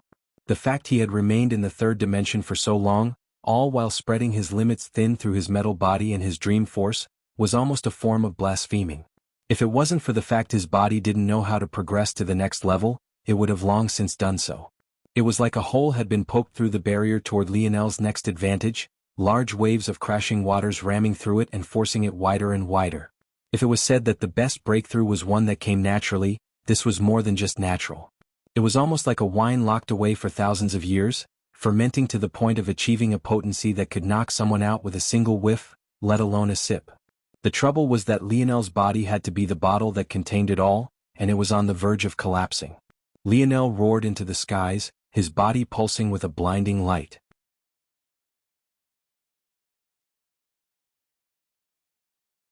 Chapter 867. Lionel's body, which had been lifted from the Star Road, fell back down heavily upon it. He landed on his feet, but his face was obstructed by the sheer length of his light violet hair. It covered his body and his face, cascading for hundreds of meters as though it had a mind of its own. Lionel exhaled a breath. Even from beneath his endless pile of hair, the billowing steam made its presence known. Lionel's long hair blew out of the way, revealing a body that put even Hephaestus to shame. Despite the fact Lionel had never been as obsessed with training his body as Hephaestus was, it seemed that his breakthrough had reformed his image into something the Romans would have carved out from white stone. From top to bottom, Lionel was covered in a sheen of colorless sweat that still pumped out what remained of his Botus impurities. However, by this point, his body had grown so pure that even his sweat itself released a refreshing aura, smelling like a faint cinnamon with just the slightest touch of honey. The fibers of his muscles could be seen from beneath his skin, their steel cord-like construction wiggling about and following the contours of his tan. His abs seemed to have one too many pairs for a normal human, and large veins pumped throughout his body, giving him a vascularity that put most bodybuilders to shame. And yet, he was a lean, explosive machine, even down to his defined quads and calves of his legs. Lionel knew that this must be the result of his metal body. He had never had such defined muscles in his life despite the fact he had always been fit. That was definitely the only explanation, and he was correct. When Lionel's body was reconstructed, the explosive strength of his metal body could finally manifest itself. The bulging strength that had been hiding all this time made itself known, threatening to burst out from Lionel's skin.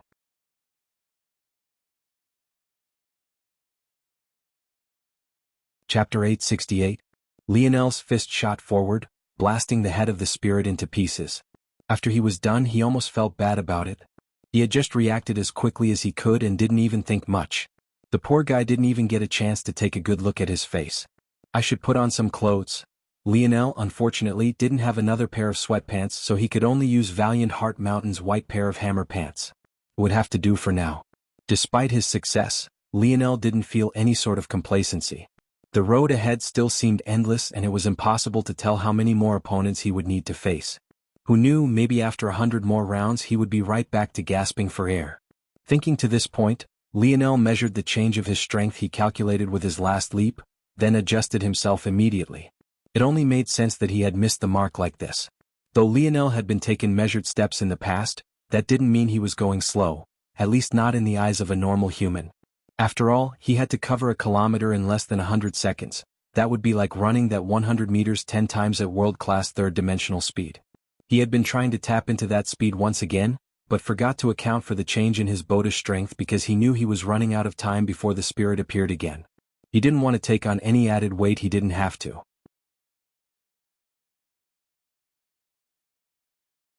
Chapter 869. A junior general couldn't be looked down upon. In fact, beside being a potential heir, it was the highest ranking a youth of the Viola bloodline could have. When a world reached a certain level, especially for the Viola families that had reached the pinnacle of its potential, the only way to grow and expand was by conquering the lands of other worlds. Of course, the best way to do this wasn't by fighting it out with worlds at your level. Rather, the best way was by targeting worlds beneath you. Lower-level worlds had certain protections that came either from tacit agreements, protection by higher-level worlds, and/or natural barriers. Earth, for example, is among a few lower-level worlds that had all three of these layers of protection. Due to its talent, it had gained the favor of numerous high-level worlds, all of which had invested in some way or another toward their continued progress. In addition, due to its exceptionally low dimensional level, the natural barriers of protection it had were leaps and bounds beyond most. One had to understand that crossing between folds of reality was always dangerous.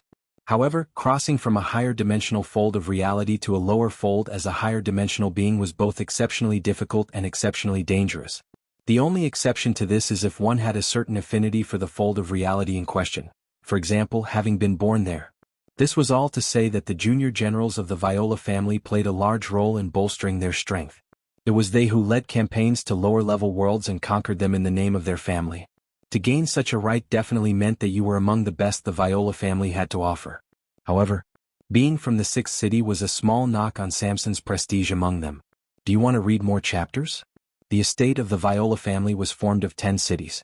These were named by number and went from 9th to 1st. The 10th city was known as the main city.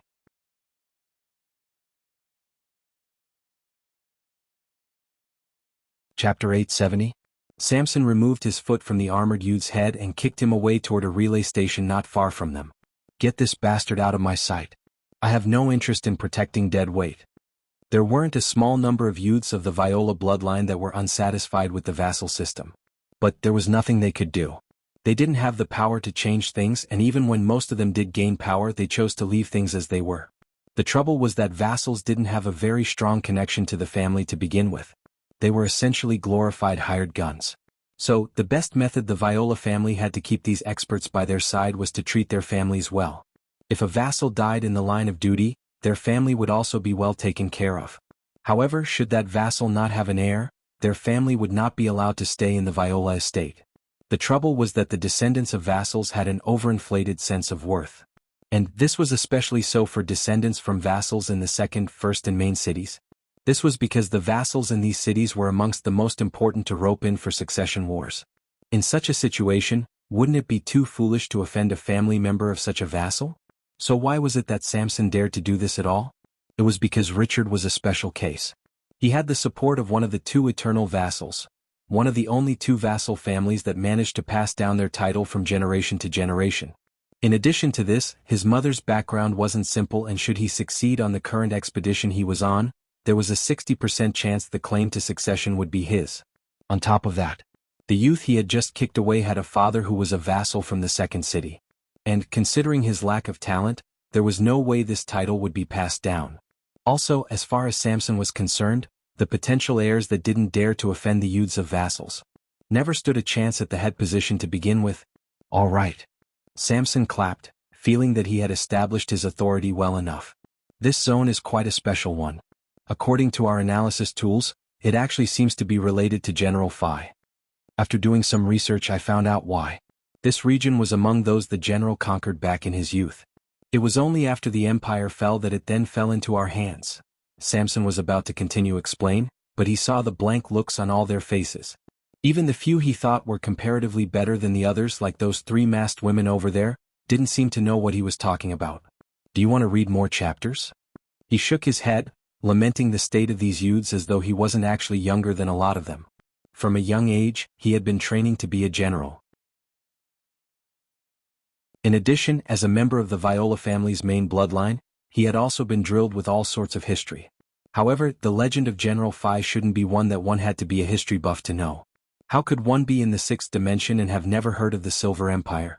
The name sounded simple, but it was just an unfortunate part of the language being lost in translation. To General Phi and his people, silver represented the highest prestige and unmatched glory, but most importantly, an underestimated, unrefined talent that rose to the top. This last definition is why silver was the most appropriate translation, as it always lost out to more precious materials like gold, diamond or platinum. But it still wasn't exactly perfect. Our tri-pillar galaxy. Forget it, I'm not wasting my breath.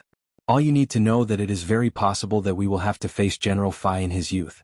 I don't have the time or patience to protect all of you, so some might die. If you don't want to see your coffin lids close early, follow my instructions and cut the bullshit. With that, Samson turned and vanished into a swirling portal, almost a dozen youths following after him. It was an odd feeling indeed. Zones seemed to pass down legends of an age long past. But what would happen if that age hadn't exactly ended yet? The discussion between Era and the Oryx didn't seem to last very long, just 3 hours. And yet, it felt like the tribe had suddenly become a swaying rowboat amidst an ocean of waves in just that small moment. The promises she made were quite monumental. She promised to hand this world over to them, she promised that they would have a place in this galaxy, and she promised that her success would be theirs. The Oryx weren't so naive to simply believe everything that was thrown at them. After all, they were an intelligent race of people. And they had more than enough experience dealing with humans and even the much more powerful Valiant Heart Mountain, or rather, the Valiant Heart Mountain of the past. However, the temptation was also great. In their current state of hyper-evolution, the Oryx had a very small window to either rocket to greater heights or crash, never to rise up again. Hyper-evolution wasn't something you could just sit idly by for and reap the benefits of. It was the last chance this world was giving them to claim what was theirs. If they couldn't fight for it, they would be finished. But if they got lost in the weeds battling the dying Valiant Heart Mountain, leaving themselves without enough room to expand beyond this world, then they would have wasted a golden opportunity. Of all the things, thoughts and plans Elther had come with, what he was lacking the most in were the resources the Oryx tribe needed to crash through the barriers that were holding them back. Resources Era had in spades.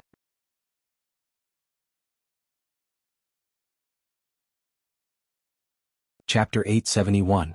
Era did not overstay her welcome. She very cleverly didn't push too hard and turned to leave the moment she had said her piece. The only thing she left behind was a method of contacting her and nothing else. Long after she was gone, a silence weighed over the council room. Even Raymundus didn't say anything. Elther sat in a corner, his brow furrowed. He really was being pushed into a position he didn't know how to deal with. The good news was that while Elther knew nothing about Era, what he did know was of the strain between the Milky Way Guild and Lionel. After all, Lionel wouldn't leave him without such a valuable piece of information and most definitely had a way of contacting Elther. The issue was that Elther had tried to contact Lionel, but had failed to do so repeatedly. Lionel had said that this might be a possibility, but that didn't stop it from being a huge problem when it actually did happen. From then on, there was nothing but problems. Elther had no idea who Era was, so he still wasn't sure if he should be cautious of her or not. And at the same time, he didn't have a rebuttal for the benefits she would potentially be providing. The most obvious thing to do would be to use the card of distrust.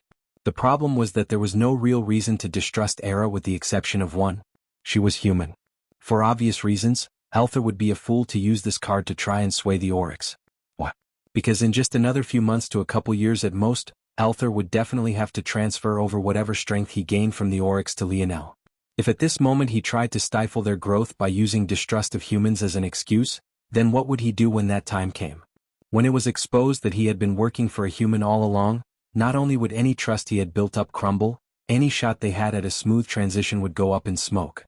It was already contentious since Lionel had ties with Valiant Heart Mountain which had been oppressing them for so long. They really couldn't afford any more variable to ruin things like this. Elther entered a state of calm. Stress wasn't something he was unaccustomed to dealing with. He was the prince of an empire after all, and he wanted to be a great general. Since when did such people give up before even trying? At this moment they all believe that I come from an Oryx empire, and that much is true. It isn't a lie. The trouble is that my brothers and the others are still trapped within that silver tablet. And since my father died, Lionel has no way of resurrecting him in a short time. It's even possible that my father would never be able to come back. Elther closed his eyes and took a deep breath. The pressure of this potential deal will push this Oryx tribe in two directions. The first is that they will grasp at this opportunity for the sake of taking advantage of their hyper-evolution. I wouldn't be mad at them for taking this chance. We didn't manage to take advantage of our own very well. In Elther's world, he had heard of the hyper-evolution state of his people.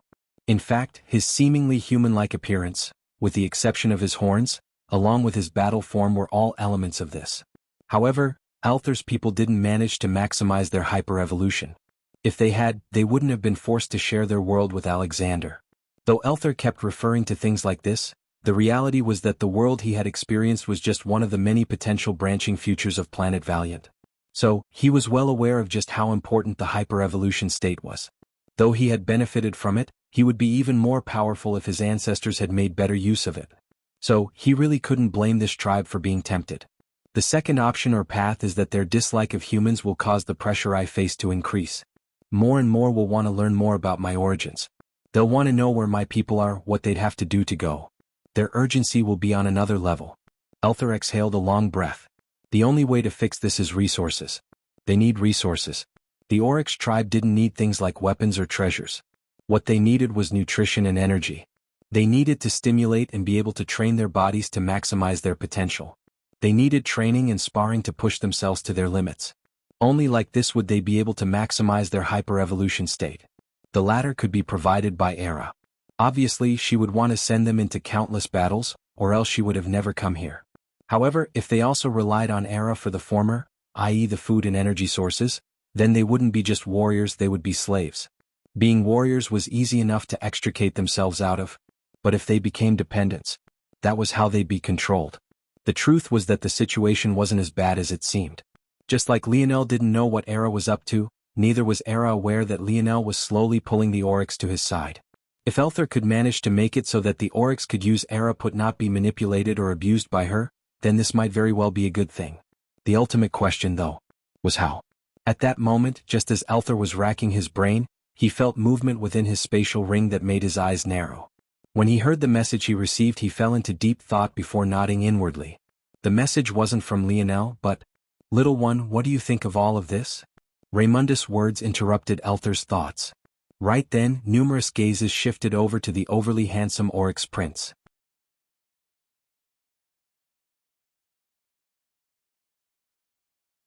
Chapter 872.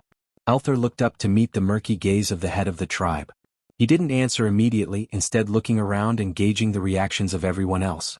As one might expect, not everyone was happy that Elther would express his opinion first. Though the men who were on the Oryx Council were much more measured than the ones who would pick fights with him day in and day out, as far as Elther was concerned, they were just better at hiding it. No amount of maturity would make a man okay with his wife being so attracted to another. Toward this, Elther could only shake his head. His smell wasn't even present while he was in his normal form. But, in order to prove that he was an Oryx back then, he had no choice but to enter his battle form, which had practically imprinted his scent in the minds of everyone. Luckily, Lionel had expected this and constructed a few counter-plans, but they would still take time to implement. That much couldn't be changed. That said, this was an opportunity to bring up the due date by a few measures. I believe that we should accept. Let alone the others. Even Raymundus was surprised by these words. He wasn't a fool, he could tell that Elther had been brought over to rope them all in. If anything, Era's appearance was no different from throwing a wrench in his plans. The fact that Elther wanted them to join him wasn't a secret. This wasn't something that he could hide. The only real secret was that he was working at the behest of Lionel rather than some mysterious, unknown Oryx kingdom. This information was more than enough for them to understand that Elther may very well be against this. Raymundus had asked Elther first precisely because he knew all of this. He didn't want his small tribe to end up in a power struggle between two entities. They knew too little about the worlds outside of Planet Valiant. There very well could be an Oryx kingdom that they had never heard of. But think for a moment. Why would such a kingdom go so far out of their way to send a prince to recruit them? Even if they were from the same race, one only needs to see the interaction between humans to know that this isn't normally enough to maintain peace. There's no reason for such a kingdom to care about a group they'd see as no different from a bunch of hillbillies. Why then would Elther come? Wasn't it obvious? He needed their strength. And if that was the case, didn't that mean that this kingdom was in trouble? It was a very logical conclusion to leap to, and one that neither Lionel nor Elther would blame them for having. In fact, it was almost preferable that they believed this. It was in the nature of the intelligent to not believe in what was too good to be true. Someone who was wizened and had seen much of the world wouldn't easily accept that some higher power was helping them out of the kindness of their heart. As long as Raymundus and the others believed that Elther had a purpose for using them, they could then assess the situation themselves. If things were in the form of a transaction, it would be easier to swallow, especially if the Oryx felt they had some use. Oryx weren't afraid of battle. What they wanted to maintain was their pride and dignity. Beyond that, they wouldn't even mind drowning in a river of blood. However, it was exactly for all of these reasons that Elther's words were so baffling. Him saying this made Raymundus raise his guard. It felt almost too good to be true and nearly reset Elther right back to square one. Until, that is, Raymundus continued. The same way they want to use us, can we not use them as well? Elther said. Raymundus' murky gaze narrowed. Continue. Your tribe is currently in a state of hyper-evolution. What I failed to tell you all before is that my kingdom had once been in such a state as well. That is why I have two forms I can enter, one of which is capable of hiding my scent. Raymundus looked toward the other elders and they all simultaneously nodded. It seemed that they had reached this conclusion long ago as well. But this was perfect for Elther. It made him more believable, especially since he was already using large kernels of truth. Unfortunately, though I am quite talented as a result of our hyper-evolution period, we never took full advantage of it. My father always said had we prepared adequately, even the galaxy itself would be in the palm of our hands. The temperature of the room seemed to rise, the blood of warriors that ran through their veins surging at faster speeds. I myself never wanted to be a king. In my opinion, we Oryx aren't meant to rule, we are meant to conquer.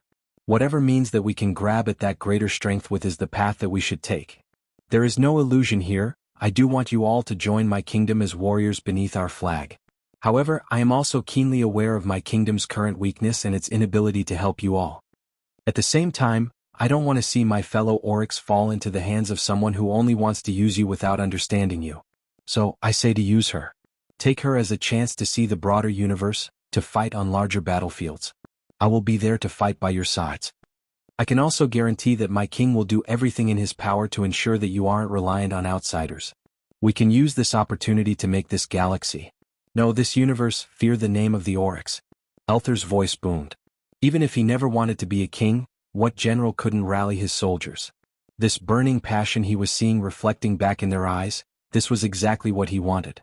The Oryx would rise again. Elther rolled his spatial ring between his fingers, an undisguised determination lighting his eyes.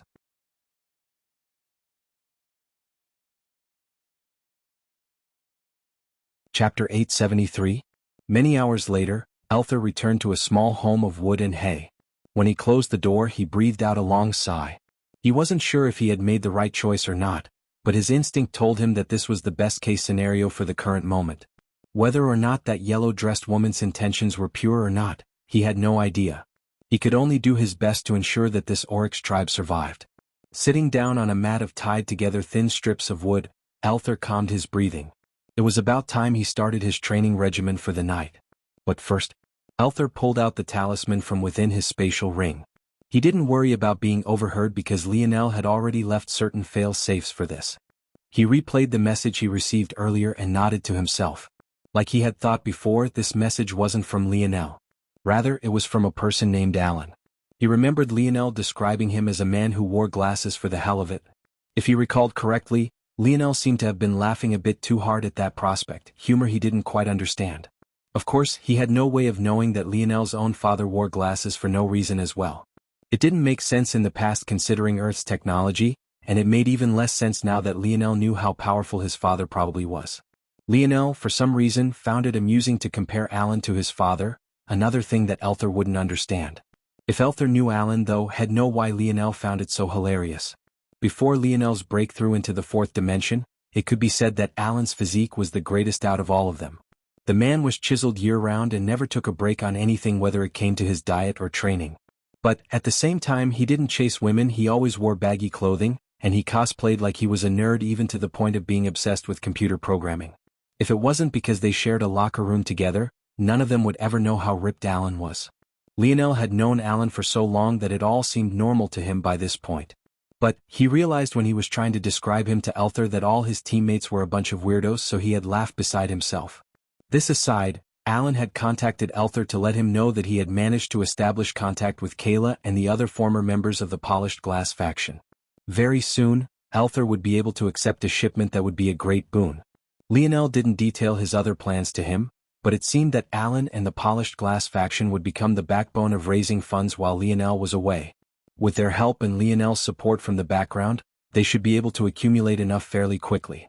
In the past, there used to be many Oryx tribes, but war and attrition had whittled them down to just one. This singular Oryx tribe contained about 10,000 Oryx, a number that almost made it a shame to consider them as a mere tribe. It was just unfortunate that their living conditions were so sorely lacking. The Oryx had emphasized fighting prowess for the sake of survival so much that they had lagged behind in other aspects, from sanitation all the way up to agriculture. Though there would be too much stress for Lionel to support so many so early on, it shouldn't be a problem to keep the elites well fed. As the skill of Alan and the others grew, it would only become easier to accommodate them all. We need to hurry, Elther thought, putting the talisman away as he took deep breaths. The unknown organization led by that woman isn't going to give us the time we need. It all depended on how fast Lionel could get back here. Lionel's spear shot forward again, piercing through yet another spirit. He had already been in this place for 3 months by this point, and if it wasn't for the fact his mind wouldn't let him forget, he would have lost count of the number of battles he had fought. By now, Lionel was certain of one thing. The first was that the color of his stars was indeed reliant on his environment, and they didn't seem capable of being changed. Even when he tried to flood blue star force toward his white stars, it was purified back into white.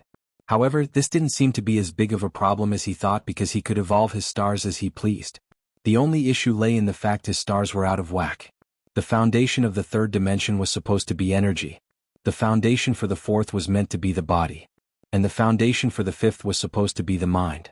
But, while Lionel's blue star force was perfectly tailored for his body, the silver-white star force he had absorbed for the third dimension worked best for his mind. His blue stars weren't as good as his silver-white stars at replenishing his mind. And, in the vice versa, his silver-white stars had never been very good at helping his body out. After a while of panicking about this, Lionel realized that he was overthinking things. The star force that formed his star constitution wasn't tied to the dimensional cleanse technique at all. Whenever Lionel used dimensional cleanse, he didn't have to communicate with his stars first. It was more accurate to say that his stars were a byproduct allowed by cultivating the technique and priming the body properly. They could almost be seen as a separate existence. This was excellent. This meant that even if Lionel had wanted 9 stars to be entirely focused on his mind, or 9 entirely focused on his body, it wouldn't be a problem. This also meant that when he formed his 7th to 9th stars, he could use a star force that would be perfectly suited for his energy. And he had a feeling that he had the perfect star force to fulfill that role already. Lionel's lip curled as his senses swept over his kidney. What better choice than his Scarlet Star Force? In these 3 months he had already managed to complete all of his nodal pathways. It was only a matter of time before he stepped into the 5th dimension. Unfortunately, Lionel's upturned smile faded. This road hasn't given me any clues about the next part of dimensional cleanse. I have no idea how to continue. How much longer is it? Lionel still had no idea that he hadn't been meant to deduce the next stage of dimensional cleanse himself at all. However, what was once a peaceful journey forward was very soon to become something much different. Lionel looked up, his pupils constricting. There, just barely peeking over the horizon, Lionel finally caught sight of a second road. I'm not alone.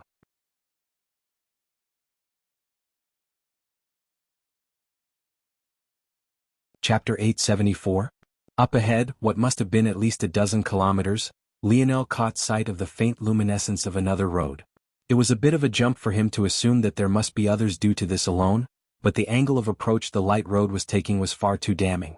From what Lionel could tell, both his road and the other were converging toward one another. But what was particularly interesting about this was that they were converging toward the star. If this was simply another road for Lionel to take, why would it have the same destination as the road he was already on?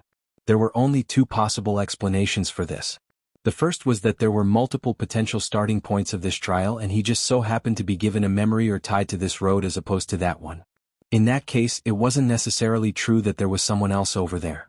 The second option, though, was that he was never alone to begin with and the roads were just so far apart that even with his senses, he couldn't spot them until now.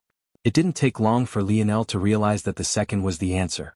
By the time he crossed the dozen of kilometers that separated him from the distant road and he could finally see where and how the 2 roads of light connected, his gaze couldn't help but narrow. In the distance, a young lady sat cross-legged with her back facing him. However, something told Lionel that she had already sensed his presence long ago. Not just that, but the strength she radiated made Lionel's skin tingle. It didn't take Lionel long at all to realize that she was the most powerful individual he had ever met. Whether or not this was true, even Lionel had to admit he wasn't certain. It might have been more accurate to say that she was the most powerful individual he had ever met, who also had limits he could actually sense. These 2 statements were very different from one another. Lionel eventually came to a stop when he was just about 100 meters from where their roads met. Something told him that there weren't any more spirits to worry about, at least not until he passed her. At that moment, the young lady placed a hand on her knee and pushed herself up. She had a graceful bearing that made it almost a shame that she wasn't wearing a dress, but rather a tight-fitting flexible armor that clung to her curves.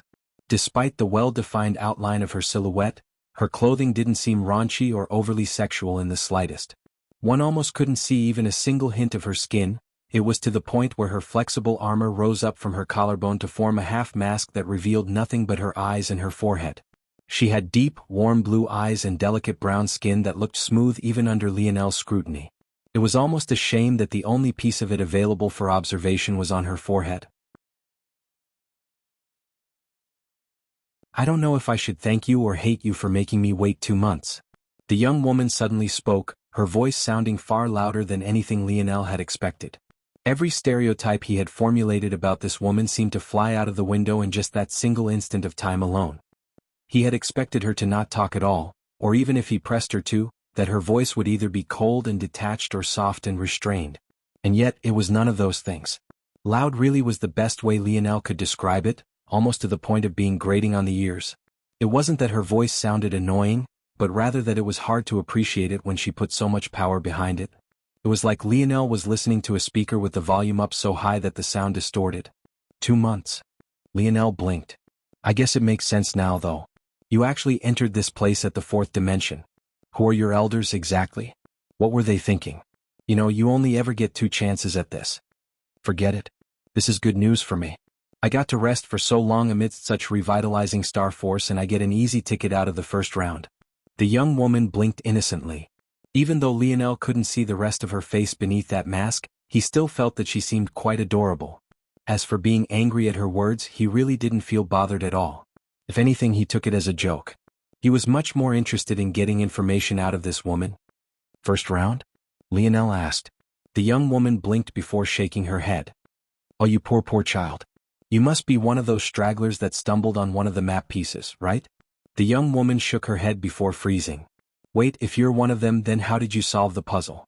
Are you trying to feign ignorance to get me to lower my guard? The young woman looked at Lionel for a moment before bursting into a boisterous laughter even more booming than her voice. Never mind, never mind. I guess if you have a strong soul force type ability or lineage factor, the peak of the 4th dimension might be barely enough to stumble through the puzzle. Lionel's lip twitched. Why did it seem like this woman was perfectly content having a conversation all by herself? He could hardly get a word in, but her assumptions were only getting wilder with each passing moment. Anyway, I don't mind telling you about it so that you don't waste your second chance. Next time, enter at the peak of the 5th dimension if you can help it. In fact, the 6th would be even better. Though you'll have to restart from the beginning, dimensional cleanse is worth it. Lionel blinked, feeling more confused than he ever had before.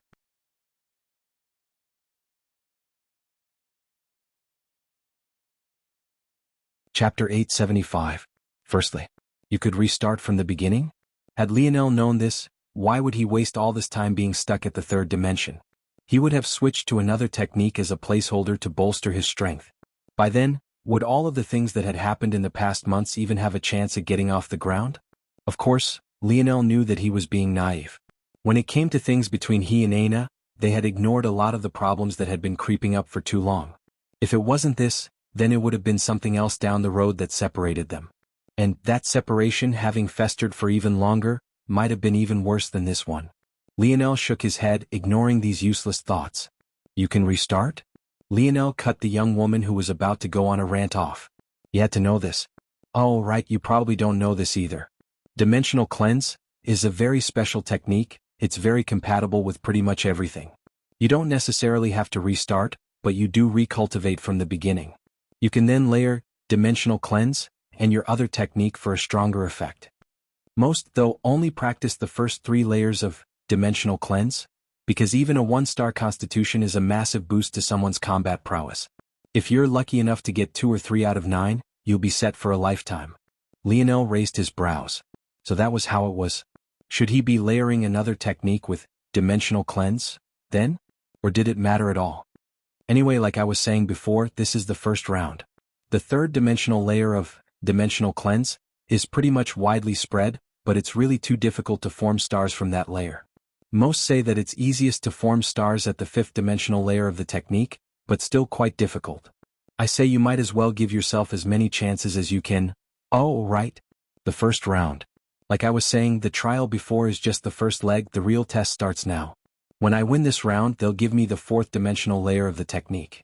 They'll have to win the next round to earn the 5th dimensional layer and so on. I see. And are all the rounds like this? The mask the young woman wore moved in a way that made Lionel believe she had to be pouting. No, that's why I don't know if I should thank you or not. Up ahead, there will more complicated battle structures where 3 or even 4 roads come together as one. In those cases, only one will be able to pass by, yet I've wasted so much time here. Even if I got to rest a bit, the enemies they'll have to face ahead will have ample time to rest too while they'll have to hurry up. It's not fair. Lionel shrugged. Why hurry then? Take your time since you know they'll get there before you no matter what. The young woman blinked. That's not a bad idea, seems you're not a bad guy after all. What's your name? Imkira Salvatine. Lionel smiled lightly. Lionel Morales. The young woman fell into silence before her brows furrowed in an unhappy frown. You really did trick me. Did you make me explain all of this so that you could rest? Lionel was speechless. He hadn't been tired since the moment he got here. Was that not obvious enough? He wasn't even sweating. In this environment he was practically invincible in terms of stamina. There was so much blue star force around that every breath of his was filled with life and vitality. The young woman's mask moved again. This time, Lionel was certain that her pout had become even more pronounced. I didn't know that the Morales family had such a shameless junior now. The young woman shot forward, stepping onto Lionel's road without a care. Her palms flipped over to reveal twin sabers with blades that radiated a rose-gold light. Each was as thin as a cicada's wings and seemed to flutter gently along with the young woman's hair. Lionel shook his head. He could only describe this woman as an adorable airhead. They had only been talking for a minute or two. Was that even enough for anyone to recover in a large capacity? How was he tricking her, then? Still, Lionel took these trials a measure more seriously now, even more than he did before when he realized his life was on the line. Kira recognized the Morales family's name instantly. On top of that, there was none of the reverence that he had seen from Valiant Heart Mountain. The conclusion then was clear. Those participating in this trial most definitely had backgrounds close, equal, or potentially even surpassing a seventh-dimensional family. And to make matters worse, Kira said the peak of the fifth dimension was the minimum. Lionel sighed. Just can't catch a break. Lionel's palm flipped over, revealing a familiar crystalline red rod. He didn't dare to underestimate an opponent that had managed to clear the road he just faced so quickly. Without hesitation, he activated his spear domain lineage factor, lighting his forehead up with the mark of a golden spear. You really are from the Morales family. Damn it. To think I helped you. In any other situation, Lionel would have chuckled. It was rare to find such an innocent and sweet heart in the dimensional verse. At least, he hadn't been able to find one outside of Earth. Everyone seemed enraptured by their own benefits and improvement. But maybe this was just the luxury Kira had due to being from such an outstanding family or organization. Lionel's emotions were one thing. This battle, however, was another. Lionel's gaze suddenly gained a biting cold at the same time Kira's did. Both of them no longer said a word as blue star force began to rotate about around them. Bang.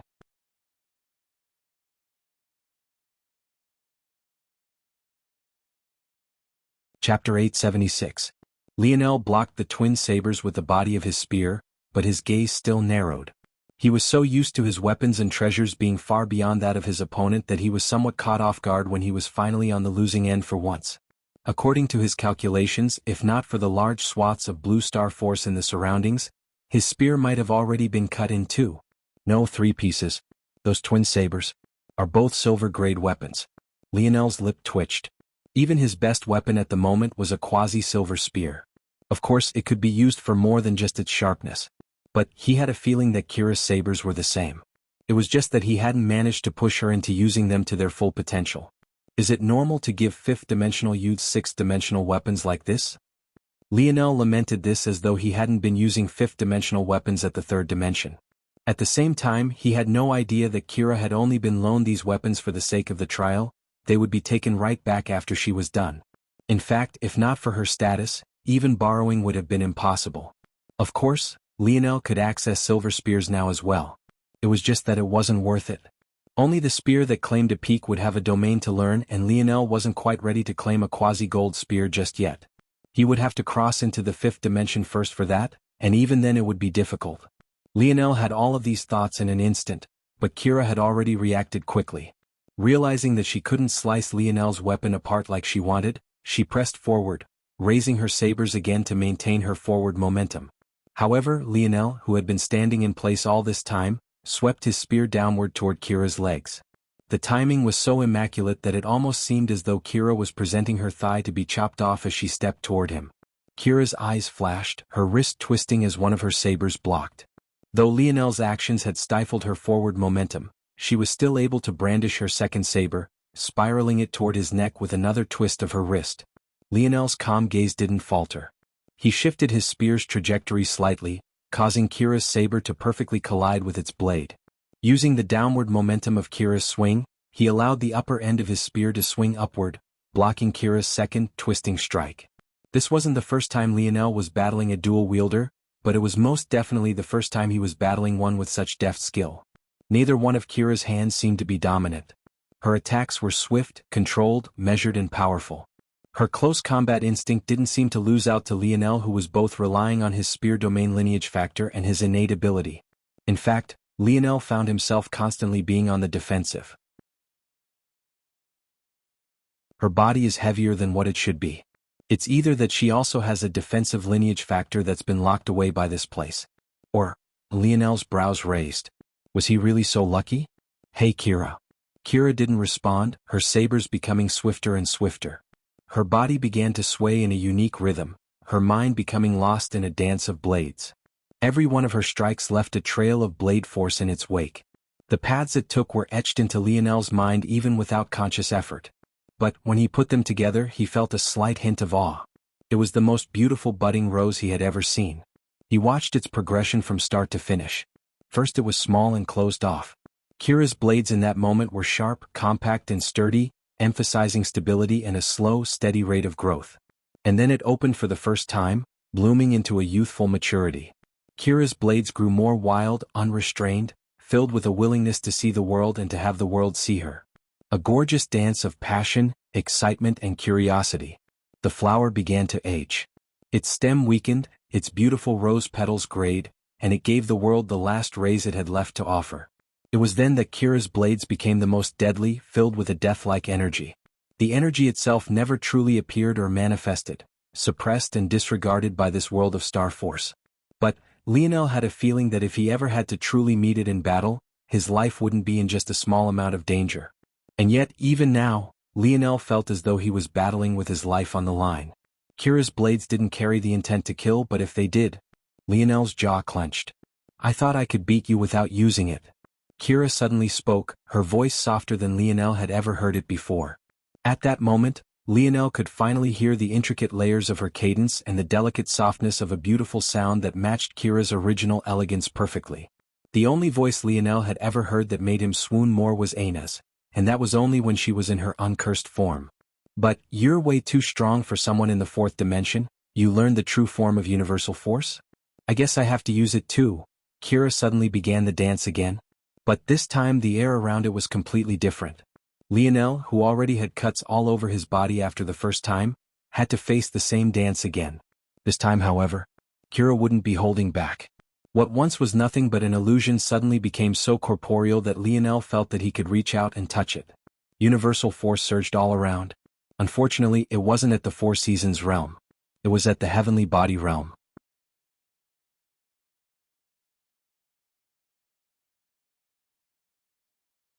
Chapter 877.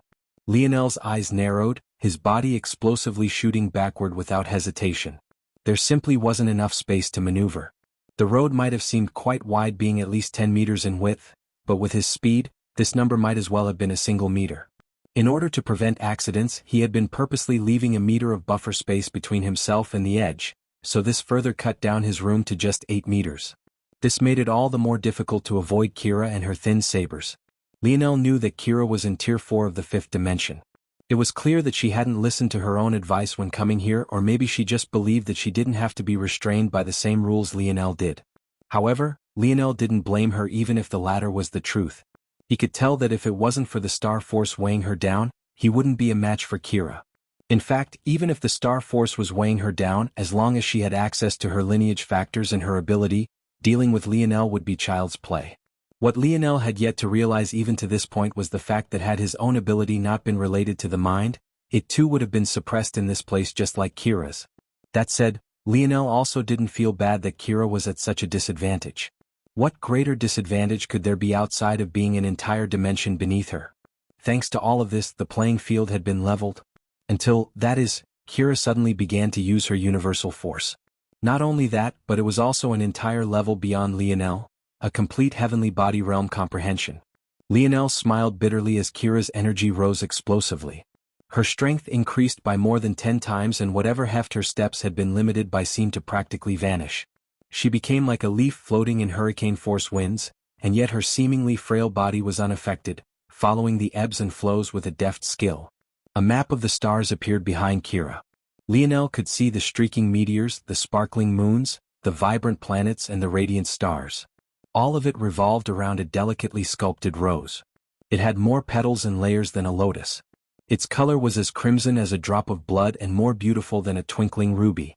Amidst it all, Kira's figure followed the strokes of the flower, her blade dancing in gorgeous arcs that left Lionel at a loss for words. The cuts that ran across Lionel's body increased explosively in number.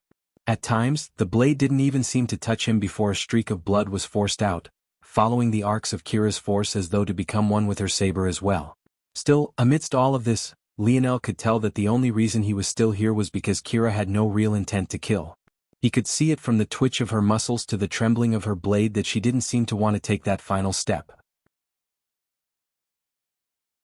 Of course, it wasn't because she was scared to kill. Lionel felt that wasn't it. Rather, it was more like pity. She actually felt bad for him. "Hey Kira, what do you say about becoming one of my generals?" Lionel once again shamelessly asked such a question, his pale violet eyes sparkling as he observed every one of Kira's movement. Compared to Emna, not only was Kira far better in terms of strength, she also had character that Lionel was fond of. Of course, Kira was also a bit of an airhead, so she wasn't as intelligent as Emna was. Kira was speechless. Couldn't this annoying brat tell that she was holding back? Was he trying to take advantage of her again? "My family has never participated in the Morales Air Wars, nor will it ever. Plus, even if I participated under my own name, it would cause some problems if I chose to help you as opposed to that annoying guy." "Wait a minute. You're an heir." Kira had spoken off-handedly at first, just assuming what Lionel meant by general. But, when she thought of the implications, she was left speechless again. To be an heir of the Morales family, one had to have both of their lineage factors. Now that she thought about it, the Morales family metal synergy lineage factor would be suppressed here. "I don't mean just for the air wars, I mean permanently," Lionel replied with a smile. "What the hell is that supposed to mean?" Kira looked toward Lionel through her blades as though he was crazy. "Forget it, you're too weak to recruit me anyway. Save me some time and just give up, will you? Just jump over the edge of the road and you'll be teleported back to where you came from." Lionel blinked. So that abyss wasn't an instant death? He felt that he could believe Kira's words, but he obviously had no intention of giving up. "So if I can beat you, that's a yes?" Kira's brows furrowed. No. Wait, you can't beat me anyway. Stop asking stupid questions. You're trying to take advantage of me again." Lionel couldn't help but chuckled. "You're so powerful, why are you always worried about people taking advantage of you? Just chop them up with your sabers." "That's what my mom said to do too. But I can't chop everyone up. That annoying cousin of yours is one of them. I really want to chop him up too, but I can't." Lionel's lip twitched. He didn't know he had a cousin to begin with. Well, aside from a certain young man from Earth. Did his father have brothers or sisters? Or did she just say cousin because they were loosely related? Lionel wasn't sure. "How about this?" Lionel's lip curled. "If I beat you here, you have to promise to become my general." "Ah, that sounds like a terrible deal. Dad always says to not accept one-sided deals. What are you giving up if you lose?" "If I lose, he'll craft you a pair of silver-grade sabers perfectly tailored to you." Kira blinked. "You're a silver crafter?" Lionel's lip twitched as he avoided Kira's gaze. He wasn't one. Yet. But it was only a matter of time, right? "Soon he'll be one soon. Very soon." Lionel lied shamelessly. Kira blinked again. But during all this time her sabers had never stopped. In fact, they only seemed to be growing more and more powerful. "Okay. But it's not like you can beat me anyway." Kira's mask moved in a way that could only have been caused by a bright smile. Lionel laughed heartily. "Remember? You said it. It's not very good for people to lie." Lionel's body suddenly began to shimmer. Runes were forcefully manifested all over his body, but rather than having the bronze color they usually had, they sparkled like a translucent blue diamond, coating Lionel's chiseled frame in a beautiful light blue. Kira's eyes widened. "That's impossible. You shouldn't be able to use that here, you're cheating." Lionel's grin only widened as his speed increased explosively. Dense force began to billow out from his body like solar flares. And yet, despite how much he was giving up, he seemed to swallow even more, an endless supply funneling into him from the surroundings. All of Lionel's pores seemed to open up at once, steam billowing from his body faster and faster with every breath.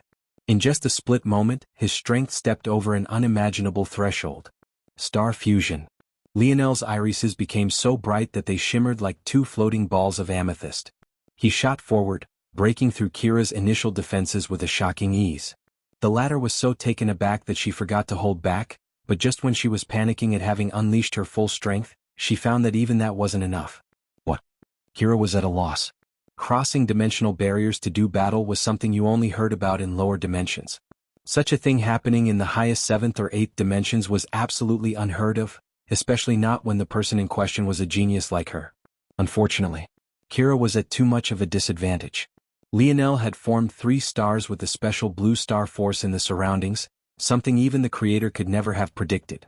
As a result, he was completely immune to the increases to his weight, a privilege Kira obviously didn't have. To make matters worse, Kira's lineage factor and ability were sealed. She couldn't use any of the elemental forces she was practiced with. And as though all of that wasn't bad enough, she was facing an opponent who had an endless supply of energy thanks to the gorgeous blue star that was up ahead. Before she realized what was happening, she felt the ruby blade of a spear resting on her shoulder, just barely pressing against the skin of her neck. Lionel stood before her, his hair a stream of radiant blue energy even down to his brows. Diamond blue runes pulsed about his skin, even forming a crown upon his head. His whole figure radiated a striking hue that made one believe that he, himself, was a star. He looked as though he was a spirit deity, grinning down at her mischievously. If there was one place Lionel felt he was almost invincible, it was here. Announcement below.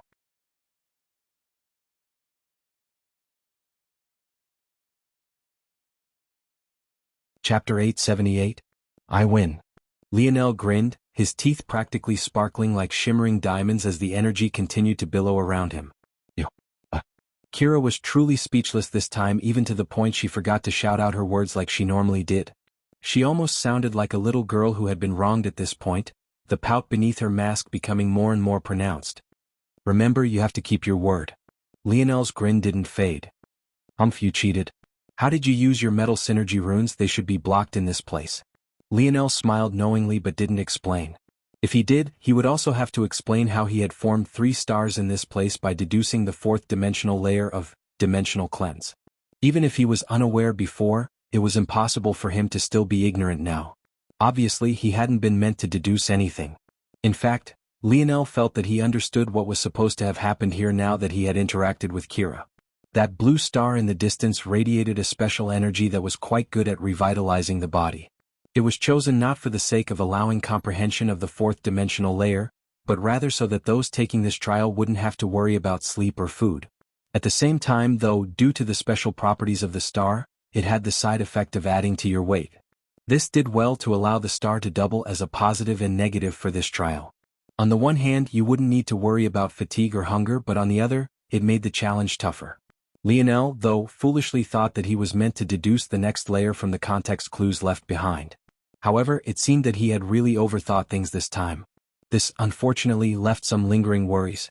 If the test wasn't designed for him to deduce things, then that meant it was very possible that he could have missed something important. Now, he was even more eager to get his hands on the real version so that he could compare and contrast. Luckily, he hadn't been able to deduce the next layer, or else things might have been difficult to reverse should he really have made a mistake. Even with all of this said, there was still something else that Lionel was completely unaware of. That blue star in the distance was no simple blue star. In fact, to call it as such was doing a disservice to its true ability. Among the top 10 star forces in existence, the force that this star produced was among the only 2 that were made of pure star force without the addition of other elements. This blue star force was known as vital star force. It was among the rarest star forces in all of existence, and the stars that produced it were even rarer. In fact, it might not be an exaggeration to say that this vital star was the only one of its kind left.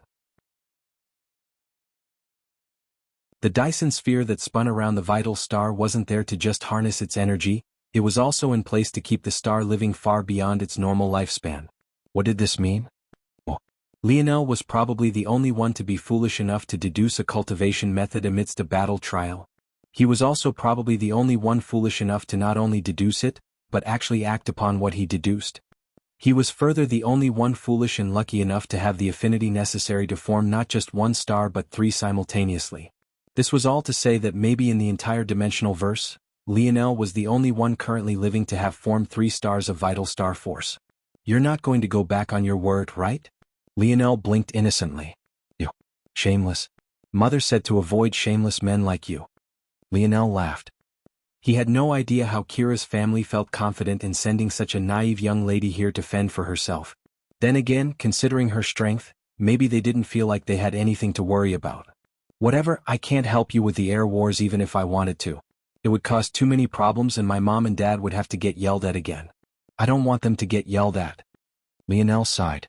Even though Kira was clearly going back on her word, he had never seriously expected her to accept so easily in the first place. With the plans he had in mind, it would most definitely be powerful families like Kira's own that stood in his way the most, so he couldn't very well ask someone who hardly knew him to betray their family, right? Ironically though, this all seemed to be tied to that cousin of his. Even without really knowing what was happening, Lionel could only think of two explanations. The first was that this cousin had blood ties to Kira's family. These ties were most likely related to one of their parents or grandparents at the very worst. Since the air wars relied on gathering outside help, family's ties were among the most important. So, Lionel wouldn't be surprised if his competition had strong backing from either their mother or father's side. The second possibility was a marriage alliance. In that case, Kira would be betrothed to one of his cousins. That would make it even more difficult for her to side with Lionel regardless of the situation. Truth be told, Lionel didn't really want Kira for the air wars, he was thinking far beyond this. As far as he was concerned, the air wars were just a convenient and seamless way to take over the Morales family, nothing more, nothing less. Alright, fine. I should have known I couldn't trust you. Lionel said teasingly. Go ahead and jump over the side then. Kira stamped her foot. You cheated? It definitely doesn't count.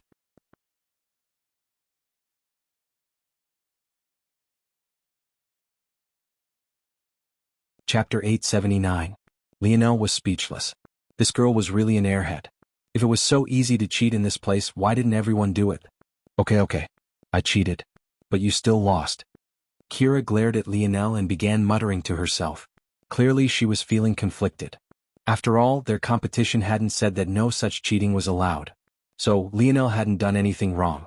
Lionel laughed to himself as he could practically see the gears turning in her little head through her radiant blue eyes.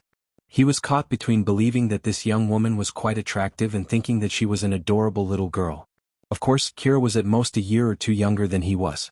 But that was neither here nor there. Fine. Kira stomped her foot. Before Lionel could react, he found a delicately sculpted vial being pushed into his chest and thanks to Kira's palm. He felt a slight cold sweat mat his brow because that airhead was actually still holding her saber at the same time. If she was just a little careless, she might have cut him in half. This? Lionel blinked in confusion, tilting his head. The vial was filled with a dense red liquid. But what shocked Lionel was that when he caught it, his hand almost crashed to the ground. By the time he picked himself up, Kira was already at the edge of the light road, glaring back at him. Consider that as compensation. Oh, and remember that you only get to step off the road like this on your first attempt. During your second attempt, you're only allowed to quit after gaining a fragment of dimensional cleanse. Quitting at any other moment means death. I don't know why I'm explaining these things to you. You're clearly a cheater. With that, Kira stepped off the road as though there wasn't an endless abyss below. Even Lionel couldn't help but slightly panic for her. But before he could do anything, she had vanished. Lionel's brow furrowed. He found himself hoping that she was okay. Even though she was an airhead, she had clearly helped him more than he could put into words. And this thing? Lionel's frown deepened as he struggled to pick up the vial. Even his fingers themselves struggled to keep their grip around it. If not for him still being in his Star Force form, he would have already dropped it with hardly any hope of picking it up. Now that Lionel thought about it, even Kira hadn't exactly lifted it. She had pressed her palm against his chest, then took it out of her spatial ring, passing it off to him. Remembering this, he couldn't help but chuckle. It seemed she wanted to get one more dig in before she left. At least she had a conscience, though. Hey dictionary, what the hell is this thing? Ping. Replying to Seed, this is an ocean drop vial. Lionel raised a brow. He had meant the liquid within, but he had almost forgotten how specific he needed to be with the dictionary. Now, though, he was curious about this ocean drop vial. What does an ocean drop vial do? Ping. It can turn an ocean's worth of liquid into a single drop. It is especially good at preserving the vitality of blood. It can decrease the weight of the liquid within it by a factor of up to 10,000. Lionel's pupils constricted. 10,000. And it was still so heavy? Wait, if it could hold an ocean's worth of liquid? Even a factor of 10,000 wasn't nearly enough. And what is within it? Lionel asked slowly. Ping. Lionel's pupils constricted once again, his expression becoming serious. The lag between the ping and response was about a millisecond off. The only time this happened was when a recorded message was about to play. And if that was happening, it meant whatever was in this vial was important enough for his father to leave a message behind about it. As expected, Lionel's ability never failed him. Soon, a shimmering hologram of his father appeared for the first time in a long while. The projection of his father blinked, looked around, and finally focused on Lionel, who was above it. Hey Brad. What's up?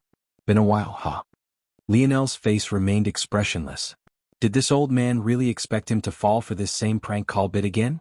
He had already done it once before, he didn't plan on doing it again. Fool me once, shame on you. Fool me twice, shame on me. Lionel was no fool, he would just let his father's practical joke play itself out. He was more interested in hearing about just what was in this vial. The curiosity was itching at him. Huh? You can't say hello to your own father after so long? After all the years I spent raising you? After birthing you from my seed? Lionel's lip twitched. The old man was really laying it on thick this time, huh? He really wasn't in the mood. In fact, he was running out of time. With Kira gone, who knows if the spirits would start to appear again. I get it. You think I'm pranking you again. I had my fun already, it's really me this time. Lionel remained silent, staring back at the hologram without a word. This game of chicken he had no intention of losing. He could almost see the moment of victory when his father burst into a fit of laughter, saying it was a pre-recording, only for him to not have fallen for it at all. Fine, fine. Lionel's father shook his head. I get it, I can see that look in your eye. You're angry about something. What is it? Your little girlfriend dumped you? Lionel's eye twitched. His dad always had a way of reading his mind when no one else could. After the metamorphosis, Lionel almost wanted to believe that that was his ability. Listen kid, I always told you women were complicated. You spent 4 years chasing after that little girl, she probably thinks you'll always be there for her whenever it is she wants to come back, so of course she'll leave you. Let alone women, people in general can't appreciate something until they can't have it when they want it. Come on, talk to your old man. Us Morales men are better than this. Lionel froze, his father's words echoing in his mind. His eyes glazed over as though he was trying to think of how to respond when a boisterous laughter suddenly shook him awake. Fuck. Damn it. I can't breathe. Just imagining the look on your face. My son's a dumbass. You actually fell for it again. Lionel was speechless. He really had. He suddenly felt the need to find where his father was right now and strangle him to death.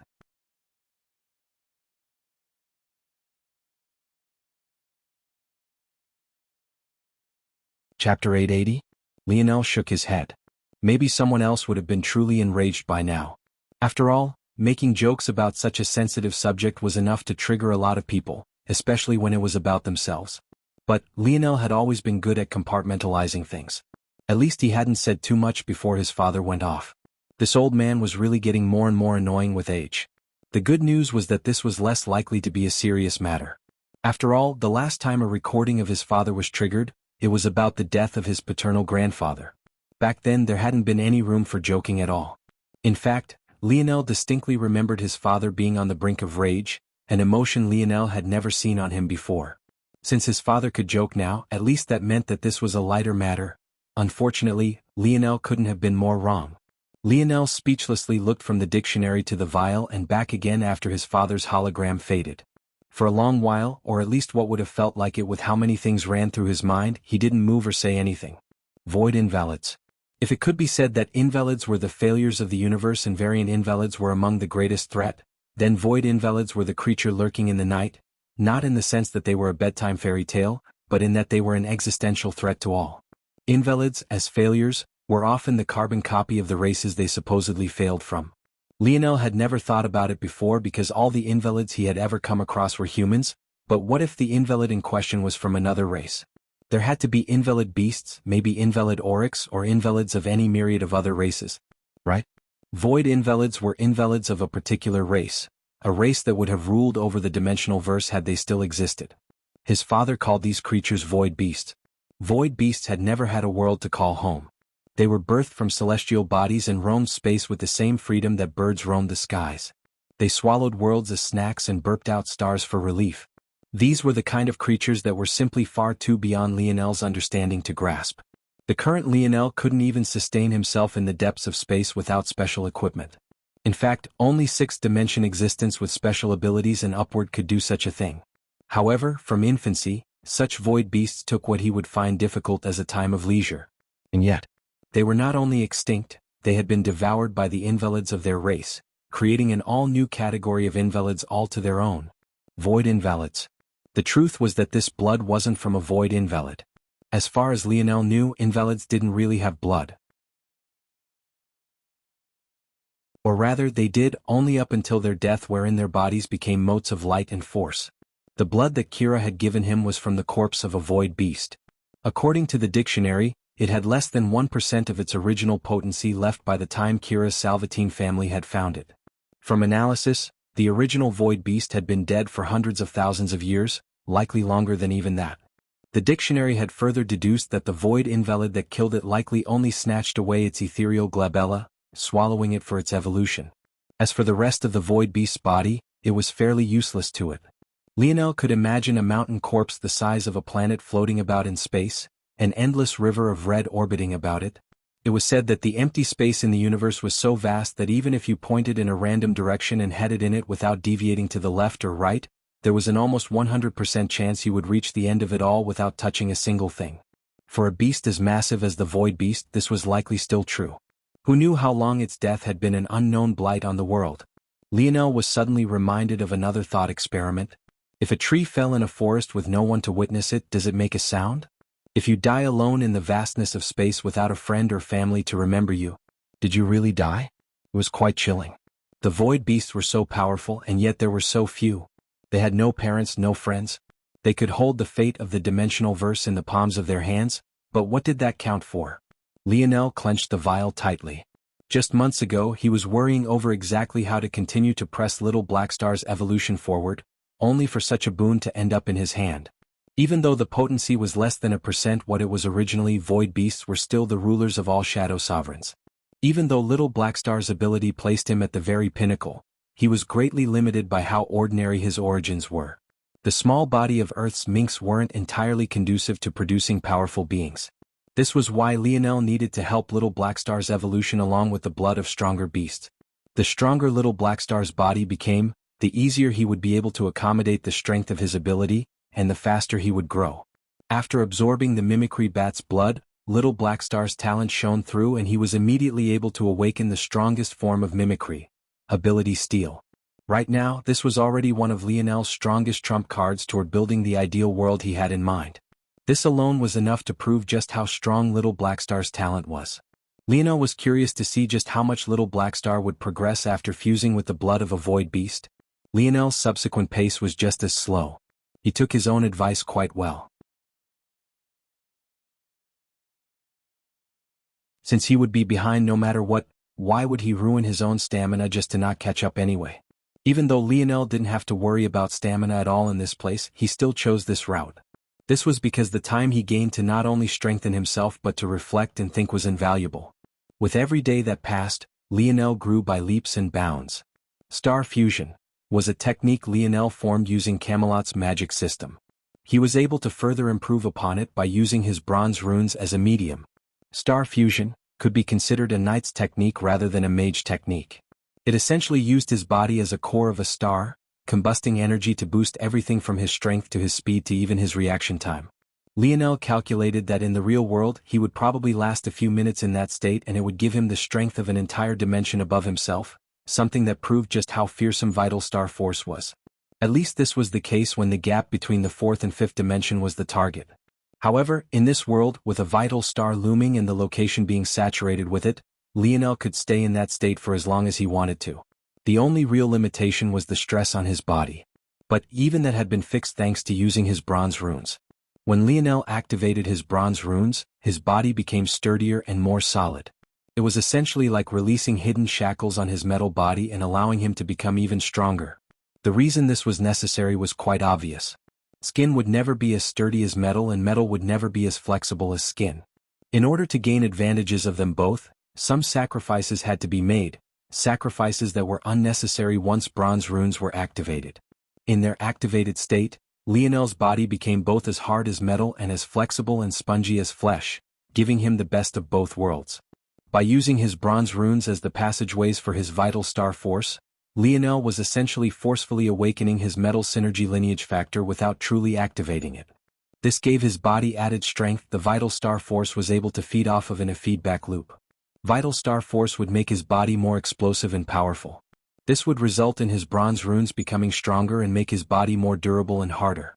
And due to his body becoming more durable, vital star force could make him even stronger. It could be said that the formation of Lionel's vital stars and his creation of star fusion was enough to make this trip more than worth it even if he didn't gain a single other thing. And that was ignoring the fact he had found Little Black Star the perfect path toward evolution. Of course, the best part that Lionel was happy to find out was that he really had perfectly deduced the fourth dimensional layer of dimensional cleanse. After defeating Kira, it had appeared in his mind as though it had always been there.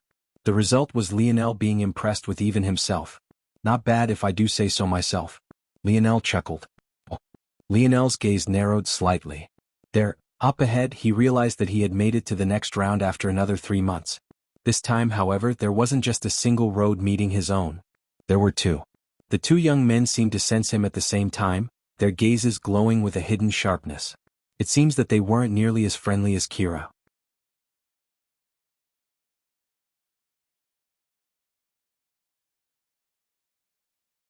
Chapter 881. Lionel's steps slowed, his mouth shaping into a small O as he sucked in a long breath. The wind reacted to his action, a vacuum of swirling blue moving about as his chest expanded. Even before he stepped into the range of the two young men before him, his body was filled to the brim with force. The two young men looked at one another. Much like Kira, they had been waiting here for a long while. They couldn't exactly be considered as friends and were just acquaintances. However, what they did have was a tacit agreement. The easiest target here was as bright as day. Who else could it be if not the man who hadn't had a chance to rest? In a three-way battle, the number of variables were too numerous to account for. It was much easier to deal with what might come their way if they only had a single other person to worry about. In the end, the choice was obvious. Kill Lionel first. The two young men slowly rose to their feet. He's in the fourth dimension, Richard. All the more reason to get rid of him as soon as possible. What are the odds, though, that he managed to meet up with someone weaker than himself during the first round? Something smells fishy. Richard's gaze narrowed. Now that he thought about it, making it through round 1 wasn't the only challenge in getting to this place. There was a month worth of battles to survive through as well. Though those battles were scaled by your own strength, helping you slowly squeeze out your own potential, by the time you got to this point, strength at the fifth dimension was a must. For most who entered this trial, succeeding in this second round was their goal. The 3 foundational layers of dimensional cleanse, along with the potential to birth up to 9 stars, was what was most enticing. As a result of this, it could be said that the first and second rounds were a massive filter. The creator couldn't just allow people a chance just because they wanted one, right? That wasn't how things worked. But it was exactly because this was such a great filter that Lionel's being here was so baffling. The moment Lionel's breath ended, his aura suddenly blazed. His runes burst to life, a gaseous star force emitting out from his hair, skin and even eyes. It was clear that in the last 3 months his star fusion had grown even more powerful. In fact, it had grown powerful to the point he knew that without opening the 5th dimensional gates of his metal synergy lineage factor, he didn't stand a chance at using it outside of this world. His hair became a long, gaseous, almost illusory river of force. His eyes lost the distinction of its irises, pupils and whites, becoming an orb of blue that encompassed it all. His body was wrapped by a beautiful blue fog, his runes shining a brighter and brighter diamond blue. The pupils of the two young men constricted, but Lionel had already bolted forth. If they could make the deduction that Lionel was the easiest target, how could Lionel not deduce what they were thinking? However, as far as he was concerned, it simply didn't matter. In this place? Against those of the 5th dimension? He was invincible. Richard pulled out a long rod. It was pitch black to the point it seemed to warp all the light that hung around it. Just by gazing upon it, one could feel its weight and heft. The second young man, who went by the name of Higlis, reacted just as quickly, a large hammer appearing with just a flip of his palm. It only took a single glance for Lionel to tell that these two were well into the fifth dimension. In fact, both were at Tier 7. Their strength was undeniable and yet still several measures beneath Kira. It was clear to Lionel that neither was from a family anywhere near as strong as Kira's. Either that or their talent simply couldn't match up. At least, the second was still a possibility until Lionel activated his spear domain lineage factor, causing his forehead to shimmer with a bright gold amidst all the sparkling blue. The moment he saw that the two before him didn't seem to recognize his lineage factor, it became obvious that the former was true. The only chance these two had was if their teamwork was seamless. Unfortunately, Lionel appeared before Higlis, his aura blazing. He had swapped a heavy spear into his hands, his momentum causing the air to fizzle and crack as it raced to get out of his way. His spear descended from above, his swing so forceful that even its sturdy polearm warped. Higlis' expression was unsightly. This level of strength, he would be hard-pressed to find it even in a person a half-step from the sixth dimension. What the hell was this nonsense? He had heard of geniuses that were capable of relying on universal force to cross dimensional barriers.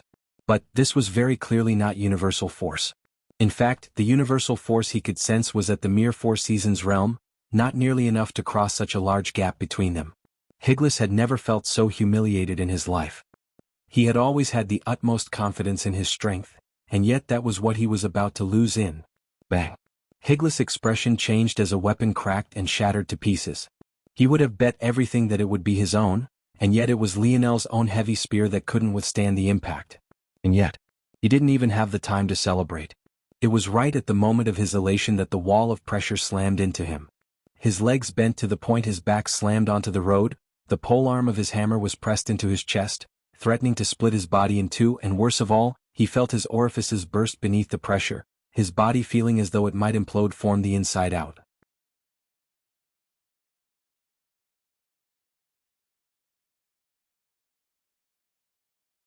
Chapter 882. Higlis violently coughed up several mouthfuls of blood. But, due to the fact he was facing the sky, he nearly choked on it all to death a moment later. Richard, who still had his rod brandished, couldn't help but narrowed his eyes, gazing at Lionel who was currently looking at the now bladeless spear in his hand. Lionel sighed and shook his head. He knew that this heavy spear of his was only at the quasi-bronze level, but he hadn't expected for just a single blow to leave it in such a state. Luckily, it had lasted just long enough to leave Higlis in a state where he could obviously no longer battle, or else maybe he would have been on the losing end. Higlis rolled his head to the side, continuing to cough. His blood, which should have pooled on the surface of the light road, was instantly purified, vanishing into thin air without even the slightest puff of smoke. Such a sight left Lionel sighing. How many people had died on this road only to be purified away in that exact fashion? There weren't even any lingering markings remaining of what once was. Lionel gazed down at Higlis. At the moment, the young man had still not begged for a word of mercy. Truth be told, Lionel didn't plan on killing if he didn't have to. It wasn't like they were meeting on a battlefield, they were forced to go head-to-head for the sake of this technique. Still, the fact he hadn't gave Lionel a faint amount of respect for him.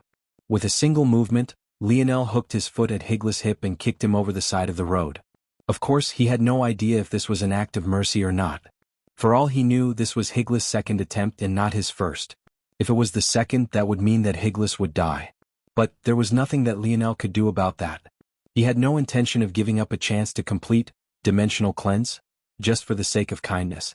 He was slowly learning how to balance his morality with what he felt like he had to do. Ultimately, he knew well that if Higlis had the chance, he would have killed him. So, this was the best Lionel could do for such an enemy. Higlis obviously couldn't fight back. But, his gaze seemed to lock onto Lionel in those final moments as though trying to sear the memory of his face into his mind. Lionel turned his attention toward Richard. The latter was a well-dressed young man with long cascading black hair and deep violet eyes. The rod he held trembled slightly, but it seemed to be more due to its heft than fear. Lionel felt that this young man had probably taken out a weapon beyond his ability to control after he realized just how powerful Lionel was. With a movement, Lionel put away his heavy spear. He wasn't worried about it being broken since the spear domain heirloom had the ability to repair breaks to spears it had recognized. It seemed that he had gone a bit overboard. With Star Fusion, Infusion, The version he had used against Kira, he could have already defeated these two. However, he was using the second version, star fusion, combustion, at the moment, which was most definitely overkill. It was unfortunate. He had wanted to test the third version he had come up with, but it seemed that he wouldn't get the chance to this time around. "May I know your name?" Richard asked, a smoldering fury hidden within the depths of his eyes. He had really needed to succeed here. He just had one step to go, yet such a roadblock had appeared. How could he not be infuriated? However, he was a person used to setbacks. He had been fighting against his brothers and cousins all his life. After many decades of hard work, he finally managed to get his hands on a map to the dimensional cleanse trials and had prepared for years for this very moment. The trouble was that even though this was just his first attempt, who knew when the next round would begin? Lionel thought that he was alone initially precisely because the trial began the moment he solved his puzzle. So how could he not think this? But the truth of the matter was that this trial would only begin after a certain number of individuals activated the map. Lionel thought the world revolved around him when it was just that he just so happened to be the last to activate his own. One might think that this was a simple task, but this couldn't have been further from the truth. There were more maps than there were the number of people who could enter the trial at any given time. However, this didn't mean that meeting the quota was simple. How many were on their first try currently? How many would dare to start up their second trial immediately after the first despite knowing the risks? Wouldn't they take their time to grow much more powerful before trying again? How many were on their second trial currently? What would happen to their map pieces after they were teleported out of here? Whose hands would it fall into? How long would it take that person to decipher the puzzle? Most would enter from a safe, secluded place.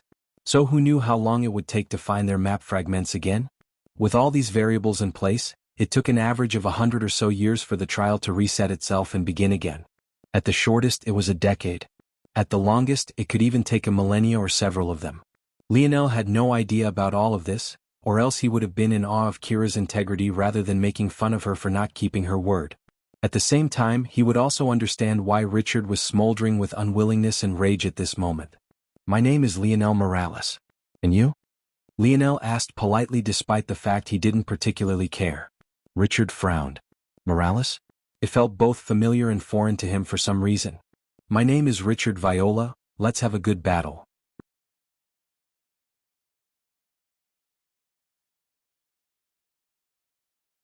Chapter 883. The two shot forward simultaneously. Though he knew that it would be overkill, Lionel didn't want to waste another spear. He could tell how powerful Richard's rod was, and it was made of a material that reminded him of Elther's chaotic particle force. It had heft, an almost tangible gravitational pull to it, and it seemed like an endless void fashioned into a pole. However, it didn't seem to matter very much. Lionel could tell that Richard's skill was top-notch, even beyond his own. Lionel was still refining his spear domain and hadn't touched many spears at the 5th dimensional level. In addition, he had spent much of the past few months tweaking and refining star fusion, because he knew how important it would be to his combat prowess in his world. However, though it was faintly beyond him, the gap wasn't enormous. And while there was a small gap in skill, the gap in power was an almost endless abyss. Richard's skill wasn't great enough to pin Lionel down, and his strength was far too weak to last more than a few dozen exchanges. After just several minutes, Richard found himself standing on the edge of the road, his heels not even touching ground anymore. He continued to glare at Lionel through the striking of their weapons. In this place he couldn't make use of even a single % of his true strength.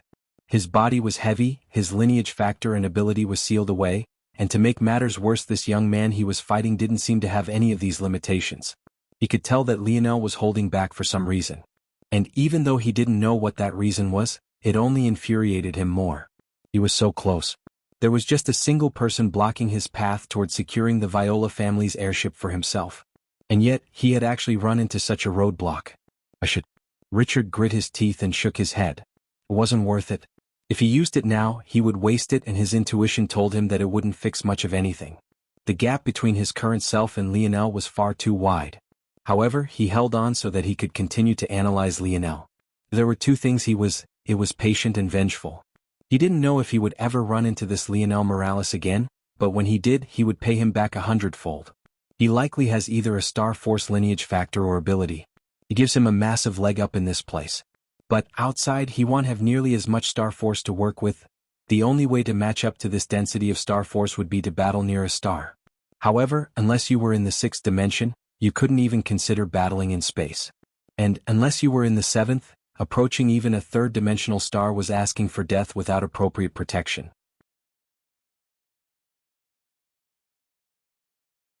Stars, black holes and other celestial bodies were among the existences in the dimensional verse that were dangerous regardless of their dimension.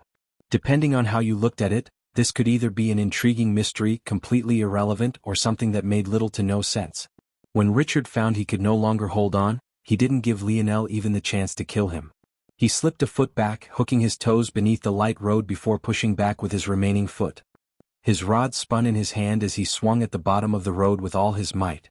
Like an arrow out of a cannon, he shot into the abyss below, his two flickering violet irises the last things that were visible before he completely vanished. Lionel didn't react much to this. He hadn't been planning on killing Richard to begin with.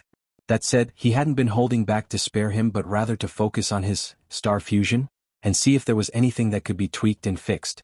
At that moment, a flood of information entered Lionel's mind, causing him to close his eyes. He took long, steady breaths, his mind assimilating it all very quickly. Compared to the fourth dimension segment, the fifth dimensional was a lot more involved. Ironically, though, also compared to the fourth dimension, cultivation within the fifth dimension was far easier as well, especially for someone like Lionel. Depending on how you looked at it, that is. Even as early as the third dimension, one had to restructure their body on a cellular level. This was a massive leap for anyone. The difficulty was already beyond the understanding of most. Within the fourth dimension, this became even more complicated. Rather than just forming nodes and the connection between them, one had to essentially form a completely new circulatory system that could connect, fuse and make use of all of their inner organs, muscles and bones. Back then, just for the sake of adding a node to his brain stem, Lionel had to rearrange the pathways of tens of thousands of his neural cells. Now, one could imagine the level of rearranging that would be necessary for someone to make a new circulatory system for themselves. However, the fifth dimension didn't require any of this. In fact, it could be said that the reformation of the body could be considered to be complete for now. The fifth dimension was entirely focused on the mind and eliciting growth within it. There were no new cells or nodes to form. One could entirely focus on increasing the size, durability and strength of their ethereal glabella. It could even be said that from now on, one's ethereal glabella would only become more and more important. Lionel had been disappointed that his number of minds had only increased to 50,000 after reaching the peak of the fourth dimension. This might sound like a lot, but when he already had 1,000 at the peak of the third dimension, the number seemed too small. How could there only be a 50x difference between the third and fourth dimensions, let alone that being the gap of their peaks? But now he understood. The fifth dimension would be where the shackles of his mind were truly released.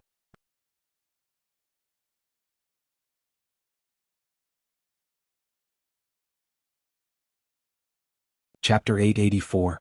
Lionel's eyes opened, his gaze narrow. They'll be ready soon. If there was anything staying in the third dimension for so long taught him, it was that there was always far more potential left to squeeze out than he thought. There was a point in the third dimension where he thought that his limit was 60 split minds, only for him to end up with over 1,000. Of course, this wasn't to say that Lionel planned to spend several more years in the fourth dimension. In fact, he planned on breaking through on this road so long as he was forced to. If he wasn't forced to, he would break through the moment he left this place. His reasoning was simple. The reason he had been able to go from 60 to 1,000 split minds wasn't because he had that much potential to squeeze out, but rather because his mind was already in the fifth dimension. It had long since been far more ready to reach that level than he had given it credit for. Such a large difference could be explained by his body slowly acclimating and growing stronger within the limitation of the third dimension. Lionel had a feeling that even if he had broken through back when he only had 60 split minds, he would have still gained more than 10,000 after reaching the peak of the fourth dimension. Still, the reason Lionel wasn't breaking through immediately wasn't for his mind. He felt that no matter what, he would be able to bring it to its full potential. Rather, the reason he was holding back was due to his body. He had barely tasted fourth-dimensional force and he was still acclimating himself to it. His star fusion, and these last 3 months had sped up the process tremendously, especially the former. He felt it wouldn't be long before he spilled over in the fifth dimension much like he had the fourth. I've spent a lot of time here, it's probably time to speed up a bit. Lionel shot forward. It's interesting though. I feel like I could tell anyone I want about the fourth dimensional layer of dimensional cleanse. But, for some reason, there's a barrier when it comes to the fifth. Kira had jumped off before Lionel got a chance to call out to her. But he had wanted to give her the fourth dimensional layer at least before she left. He hadn't felt anything stopping him, so he thought it would be the same for all the layers. And yet, he found that the fifth dimensional layer was locked away in his mind with no intentions of allowing him to speak of it. In fact, Lionel got a small headache whenever he tried. Is it because I comprehended the fourth dimensional layer on my own? Lionel frowned. When he heard that dimensional cleanse could be practiced alongside other techniques, he had already had thoughts of passing it down to his brothers. But now it seemed that things weren't so simple. What if I dissect and comprehend the fifth dimensional layer on my own too? Would that be possible? Lionel wasn't sure, honestly. Could you learn something you already knew? Lionel felt that there was a subtle difference he might be able to take advantage of. Of course, what he didn't seem to realize was just how utterly ridiculous what he was thinking of doing was. Comprehending the fourth dimensional layer on your own was shocking enough. But to even attempt to do so for the fifth. Suddenly, Lionel's eyes widened. He crossed the barrier at which a spirit warrior should have appeared. By now, they were appearing every 20 or so meters, so he had already been prepared to go all out. But the reality was different from what he expected. A spirit hadn't appeared at the 20-meter mark. In fact, even after traveling over a kilometer, he didn't find one.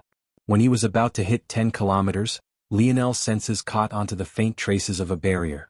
It was the same barrier he sensed whenever he had yet to defeat a spirit, and also the same barrier he sensed during his battle with Kira and those two young men from before. But this time there was no spirit warrior. A puzzle? Lionel blinked before his lips spread into a wide grin. This was what he was best at. What he didn't expect, though, was that for the subsequent puzzles to take all 50,000 of his split minds to complete. There was nothing simple about this trial in the slightest. However, Lionel's speed compared to others at this point was like a night and day switch of before. By the time he made it to round 3, there was no one around but himself. He had actually managed to bridge a gap of almost half a year in a single round. On a moon covered in red dust and sand, a portal opened up. Slowly but surely several figures walked out, each more ravaged and injured than the last. Even still, many of them could only look toward the back of a particular young woman with reverence clear in their eyes. Her armor was caked with blood from top to bottom, some of it having yet to completely dry. The grip she had over her battle axe hadn't weakened not even a single measure in all this time. And even now her back was straight and true. The depths of her eyes carried an emotionless cold that was hard to meet with any gaze. Samson was among the last to come out. In truth, he seemed to be in the worst condition, even having lost an arm. He would have died had it not been for Aina being far stronger than any of them thought. In fact, all of them would have died. He looked toward her back with a hint of worship. He had never managed to catch a glimpse of her face, but maybe that was for the best. He felt that such a warrior shouldn't be blasphemed in this way just because she was a woman. It seems that the Brazingers will be yet another hereditary vassal family. I will have to tell Richard about her as soon as possible. The girls by her side aren't bad either. Who would have thought that this would have been a unique zone?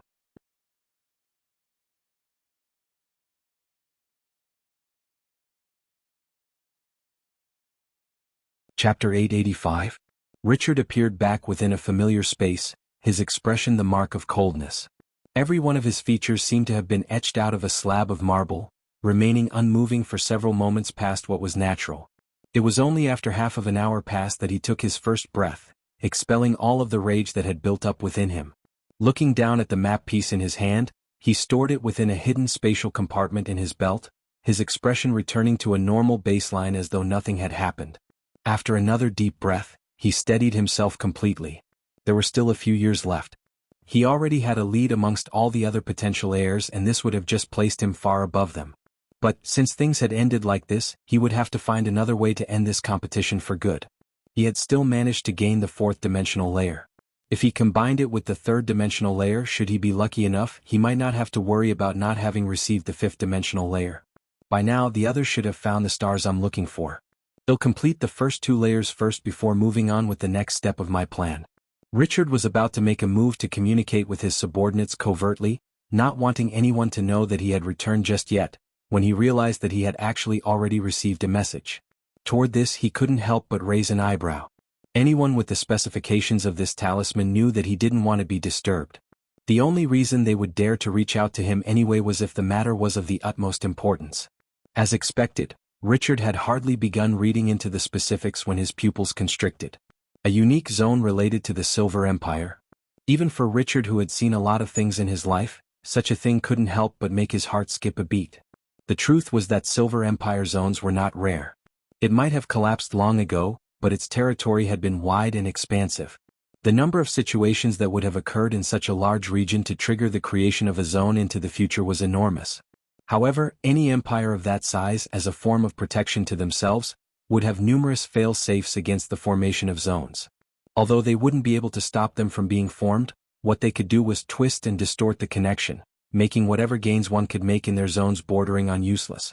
One might wonder what the point of all of this was. But the answer was plain as long as Lionel's experiences were taken into account. When Lionel entered the Jones zone, he had truly stepped foot into medieval France. If he had wanted, he could have learned what most historians would spend a lifetime unearthing just with a few moments of patience.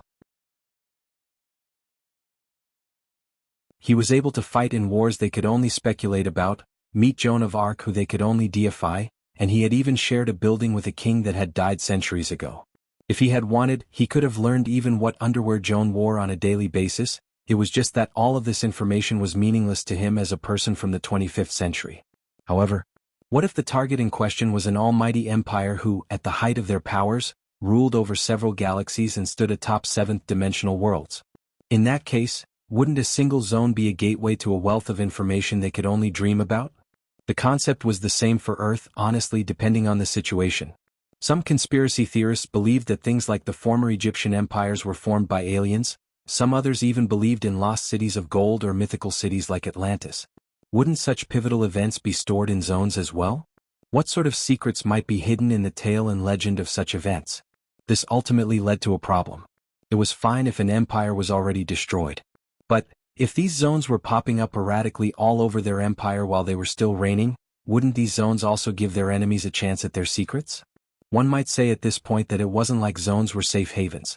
After all, if Lionel had wanted to learn the secrets of the French, he would have still had to put his life on the line. This was even more so for an empire like the Silver Empire. However, think of this for a moment. When an empire is growing, they obviously start at the lowest levels.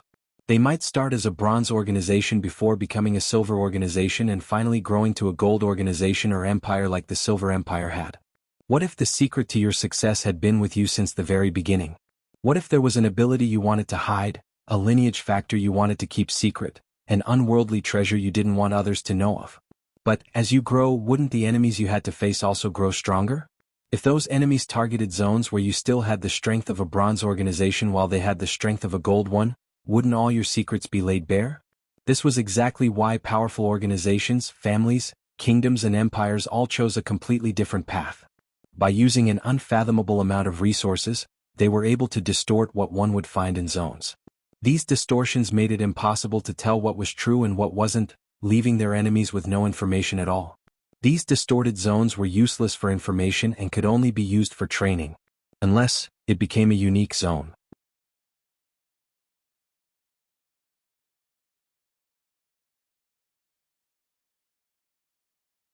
Chapter 886.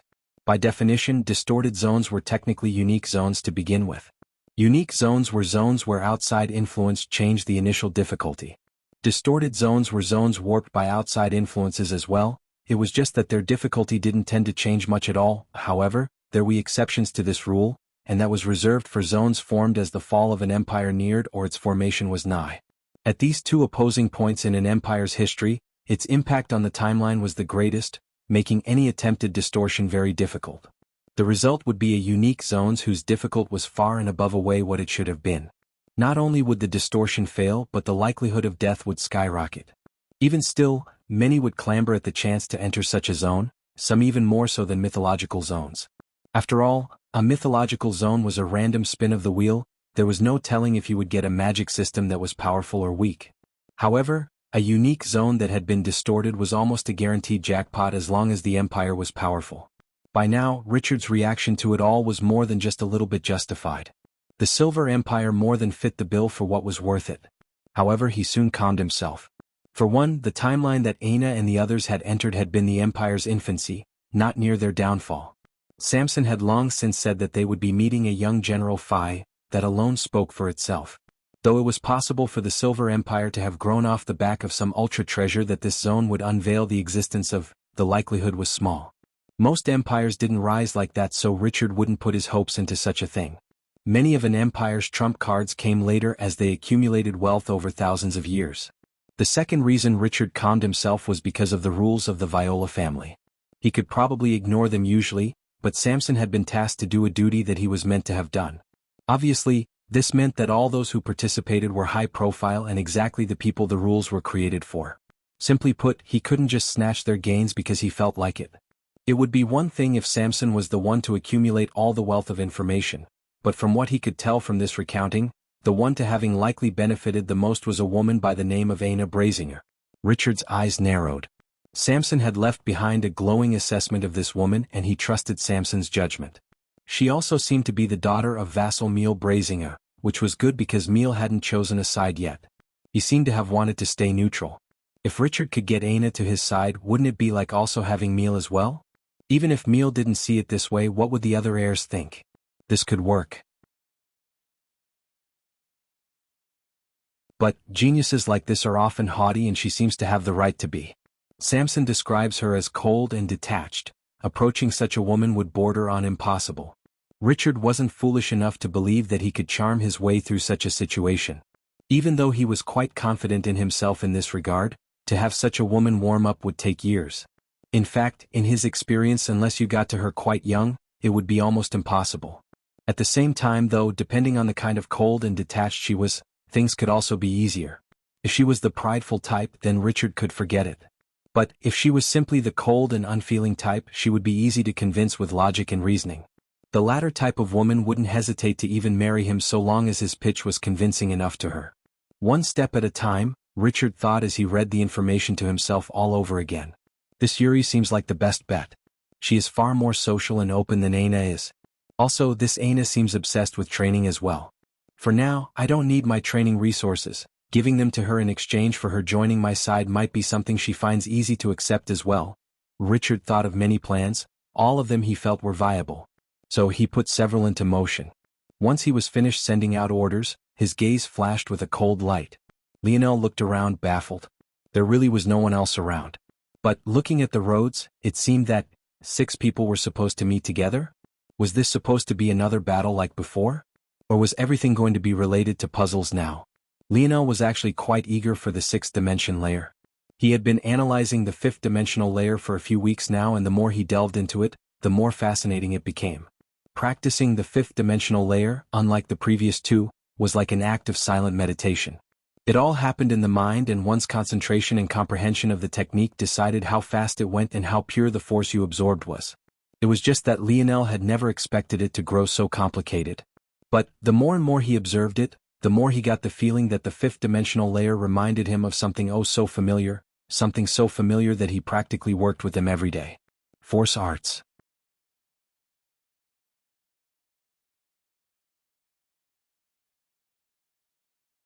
Chapter 887. The first step of the 5th dimensional layer was to clear your mind of distracting thoughts. After this was the visualization. Back on Earth, even in the 25th century, there were entire sciences based around state of mind and its importance. In order to understand, one only need to look towards stories of mothers lifting cars up and off of their children. In those moments, it wasn't about whether or not they could accomplish it, but rather they had to no matter what, or else they would lose something precious. Visualization was a way of artificially allowing a person to reach such a state. There were athletes and pro lifters who could place themselves in the most horrid of situations mentally, all for the sake of gaining that extra boost in strength. Simply put, the mind was a powerful thing. That said, the 5th dimensional layer didn't take advantage of this in a physical aspect, or more accurately, not directly. Rather, it allowed the mind to reach the optimal state for large influxes of force. This would then in turn allow the body to reach a higher state of being by proxy. The 5th dimension could be seen as a process of using the mind to undo the artificial shackles on the body, bringing you to a higher state of being. However, Lionel couldn't help but feel that the visualization needed to accomplish this was eerily familiar to force arts. Rather than relying on raw emotion or the imagining of terrible events to raise strength, the 5th dimensional layer of dimensional cleanse used a complex series of patterns. At first, it felt like it was directing you in how to circulate your energy. But as Lionel layered these patterns atop of one another in his dream world and it became more and more complex, he realized that it was indeed just one big force art. Force arts can be used like this too? Lionel was stunned. It felt like an all-new world was opening up to him and he could hardly believe it. The possibilities seemed endless. Every time he thought that he had grasped force arts, it felt like an all-new door would suddenly swing wide open. First it was crafting, then it was mage arts, and now it was visualizations. None of these three even mentioned the fact the first time Lionel had ever come into contact with force arts, it was under the ability of a person who could not only use it to control others, but even to replicate abilities. Back then, Lionel understood too little about the world to understand just how shocking this was. But the more he learned, the more he felt that the individual with such an ability was most definitely among maybe the most powerful existences in the dimensional verse without a doubt. If I combine this concept of visualization with Camelot's magic system, Lionel's gaze suddenly felt like two blazing torches. Raising your mind to a higher state of being before casting a mage art? Just what kind of effect would that have? Would it allow him to cast mage arts beyond his capability? Would it allow him to use less dream force in exchange for the same power output? What kind of effects would it have on his night arts? Lionel knew that he was getting far too ahead of himself. This was no longer a simple matter of observing and analyzing the natural force art that encompassed Camelot's magic system, it would also require manipulating and changing it. Something like that would be difficult to do without a full grasp of Camelot's magic system. And, at least with how things stood now, he was a long way away from that. A more realistic goal for now would be to take the next step forward in the wisdom branch of my Snowy Star Owl lineage factor. One had to remember that much of the reason Lionel's mind was so powerful wasn't just because of his ability, but also because he had awakened the Luxnix family's wisdom branch so early on. This had allowed his mind to gain the fortitude of the fifth dimension immediately, which basically saved him from facing any bottlenecks from the third to fifth dimension in terms of dream force. But now, Lionel was obviously about to reach the limit of the Snowy Star Owl. After all, it had to be remembered that they were a sixth-dimensional beast. Obviously, its abilities wouldn't be able to help him beyond that cap. Still, there was no use in lamenting such a thing if Lionel hadn't even reached its peak potential yet. He could worry about not having a lineage factor for his mind to rely on when that time came. But for now he had to find a way to progress first. The good news was that Lionel already had a pretty good idea. The evolution paths for the Snowy Star Owl were quite narrow when it came to the wisdom branch. Lionel had already faintly touched on the next layer as well, the Snowy Star Owl's eyes. When Lionel evoked his Snowy Star Owl lineage factor, sometimes its eyes would appear to his back. It didn't take much thinking for him to realize that this only happened when he entered his most calculative states. Lionel had been confused about this in the past, but after piecing together the intricacies of visualization to the fifth dimension, what if the Snowy Star Owl's eyes were intricately tied with this? What would happen if instead of just manifesting those sharp eyes, he imagined and meditated on them? An interesting thought. It might work.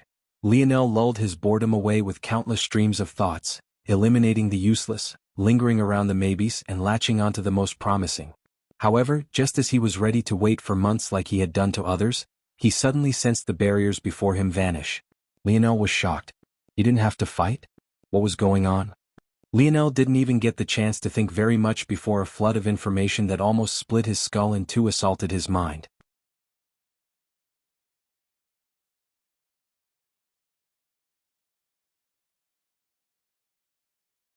Chapter 888.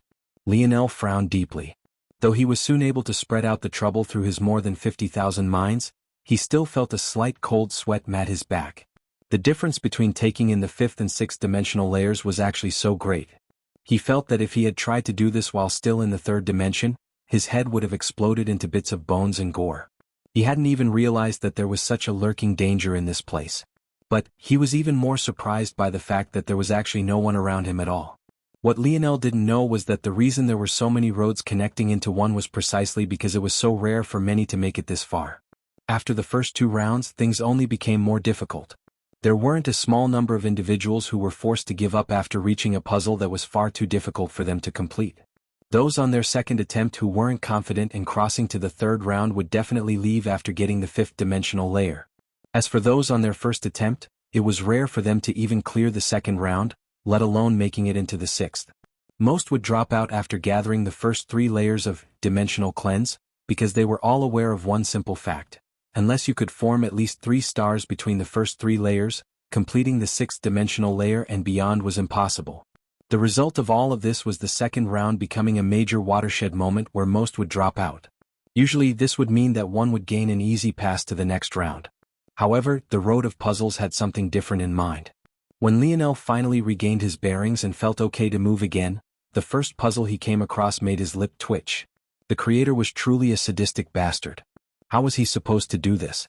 It had already taken him up to several days to complete the last of the puzzles leading up to round 3. But, just at a cursory glance, Lionel could tell that it would take him that long just to make a dent in this one. As for how long it would take him to actually complete it, at least a couple weeks. Unless, Lionel's gaze sharpened. It had been a long while since he used this. As time passed, his mind grew so powerful that he simply didn't need it. But now, it seemed that he would definitely have to rely on it again. At that moment, a heavy, ancient aura began to accumulate around Lionel. Auspicious air. Ancient aura. Heavenly enlightenment. Whenever Lionel gazed upon the natural force art he had gained from the force crystal mine eruption, his mind would enter into a state of overdrive that even his ability alone couldn't reach. Lionel had been worried that the effect it would have would lessen due to the fact it was a fourth-dimensional existence while he was already in the fifth, but he was pleasantly surprised to find that this wasn't the case. Though it was less helpful than in the past, it wasn't by an exaggerated amount. In fact, Lionel suddenly felt confident. I had only completed 99% of it in the past, yet it had this effect. I feel like I can finally do it. Lionel couldn't help but be excited. He had been stuck at this level for such a long time. Even though he had neglected this natural force art, he had never forgotten just how useful it had been to him in the past. Much of his quick progression could even be assigned to it. He felt that reaching from 99% to 100% wouldn't just be the change of a single percentage point. It would be an evolution just as whole as crossing a dimensional barrier. What kind of benefits would it give him? It seemed like that bet he made in the hive all those years ago was finally about to pay off big time. What Lionel didn't know, though, was at this point, there was only a single other person still within the trial with him. This person was also gaining the benefit of not having to fight a single person as he leisurely strolled forward, completing the puzzles with even greater ease than Lionel. He hummed a small tune, almost carelessly swinging his sword from time to time. But anyone who looked closely enough would be able to tell that this young man's every stroke was filled with an enigmatic mystery. He was none other than Amory, the sword deity. "You found the information I want?" Richard was a bit surprised. He had expected it to take several months to even years to receive information back about that Lionel Morales. After all, the dimensional verse was an enormous place. Finding a single family, even if it was one as powerful as a sixth-dimensional one, would be almost impossible, in a short time, anyway. Yet, Samson had come back to him with an answer barely a week later. At that moment, Richard was flying in a sleek black space shuttle. It was outfitted with the latest stealth technology. Though it couldn't hide his activity from the old fogies of his family, he didn't need to hide from them. He just needed to keep his movements secret from the other heir candidates. From his vantage point, he could see the 3 planets that revolved around one another. In truth, each of these 3 planets was ruled by a different sixth-dimensional family. The black and purple one was for their Viola family. The other 2, the planet with the mountains that looked like horns and the other that looked like a polished golden marble with swirling white clouds, were controlled by 2 families just as powerful. As for the history behind this, it was long and complicated. Whenever Richard saw the 3 of them like this, he couldn't help but think back to it. After hearing Samson's explanation, though, his gaze couldn't help but narrow. Richard suddenly couldn't take his eyes off the golden white planet even as his ship sped into the distance.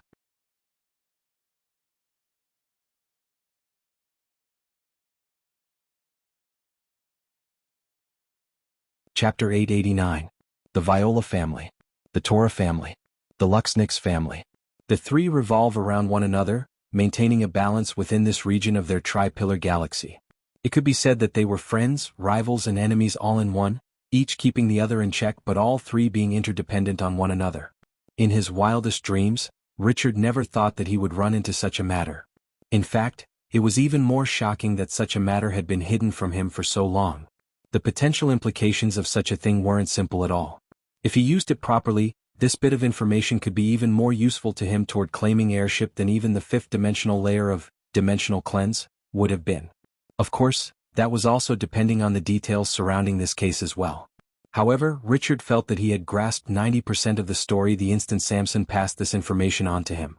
What was clear and obvious immediately was that Lionel didn't share the Luxnick's name. This meant that it was the maternal side of his family. This point alone made a lot of things make sense, especially since it coincided with some things that the Luxnick's family hadn't managed to hide so well. Wasn't such a thing all too common? Woman of a powerful family falls in love with a weak man. The result is a child out of wedlock that is looked down upon by his family. Ultimately, the man and son are either killed off and chased away, while the woman is locked up under house arrest as a reminder to future generations to not dare to make the same mistake. All the while, the son's name is stricken from the family records as an undying stain on his life and legacy. This story was simple enough and it lined up with quite a few things. About 50 years ago, the Luxnick's family suddenly came out guns blazing with a genius on the level of which the three families had never seen before. The most shocking part was that she was a member of Richard's generation, so he had personally lost handily at her hands once before. It was the kind of loss that left an untenable mark on his psyche that he hadn't managed to leap over even after all this time. To make matters worse, back then, he had already been well into his teens while that little girl was barely over 10 years old. However, that girl also vanished years later without word, rhyme or reason. The Luxnick's family seemed to have completely forgotten about her as though she never existed. If those two timelines were fused into one, Richard's eyes suddenly glowed with a fierce light. Would he really get revenge on that little girl in such a way so decades later? He had always wanted to wash that shame away, but he had always meant to do so with his fists. However, that girl had already vanished even after he became so confident in himself. Richard's lip curled. What a present indeed. He had thought that Lionel was a devil come to ruin all of his plans and test his resolve. Who would have known that he was actually a guardian angel come to hand him such a victory on a silver platter? Not only would he get revenge on a foe of long ago, he just might be able to guarantee this victory for himself. Richard thought for several more moments before he suddenly began to write out a detailed message. Even as Richard began to scheme, he had no idea that the story he had deduced couldn't have been further from the truth. However, there was a reason he didn't bother to wait to see if his deductions would be correct or not. It was because it didn't matter. The mere fact he could comfortably deduce this at all made it believable. And believable was all he needed. Lionel had no idea what was happening so far away, nor did he know what kind of storm such a casual interaction would bring about. In truth, he had already mostly forgotten about Richard. How big was the universe? How could he ever just assume that he would have such a connection with this person? And even if he did, how could he know that the young man would actually be petty enough to seek out revenge for something a 10-year-old girl had done to him? Of course, to be fair, Richard was at most 14 or 15 back then. But, by now, he was a man who was almost 70 years old. At some point you had to let bygones be bygones, right? Unfortunately, Richard was a petty man who was simultaneously patient to an extreme. And, at the same time, this information was far too useful to him. Even if he wouldn't be able to get revenge at all, he would still do it. In fact, even if not a word of it was true, it would still have the very same effect. That was the beauty of it all. It didn't matter to him whether the little girl from back then was really Lionel's mother or not. The optics of it all was all he needed. What Richard didn't know, though, was that it did, in fact, matter. Because that little 10-year-old girl from back then had grown into a powerful woman who met a man by the name of Velasco Morales. Years later, the two birthed a child by the name of Lionel Morales. Lionel Morales happened to love his mother very much.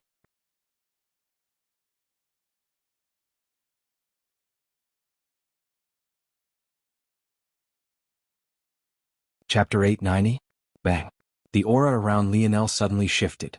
Despite the fact he hadn't aged even a single day, the presence he gave off was old and wizened.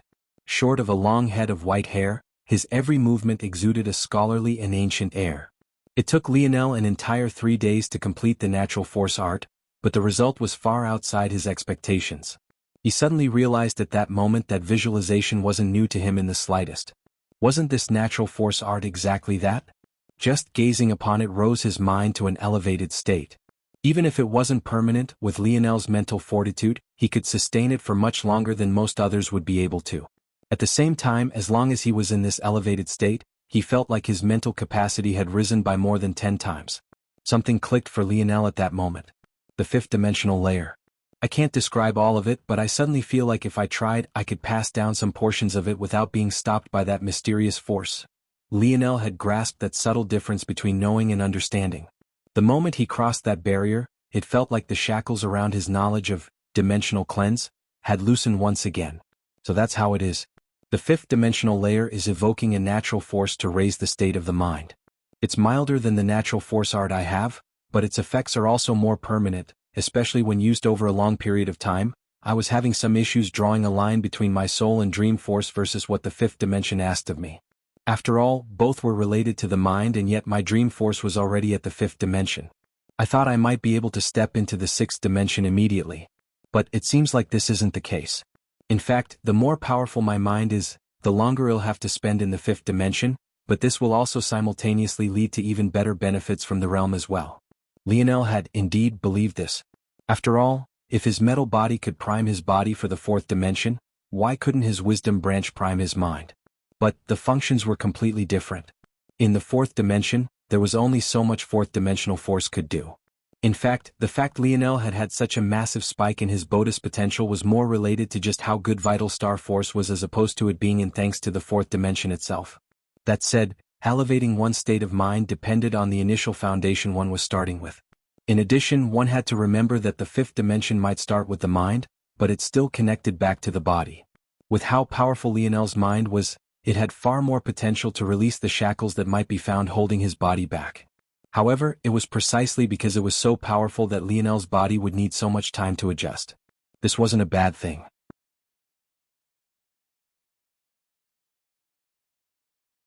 Even though it would take more time, Lionel would also have more steps forward to take compared to anyone else, allowing his growth to be far greater as well.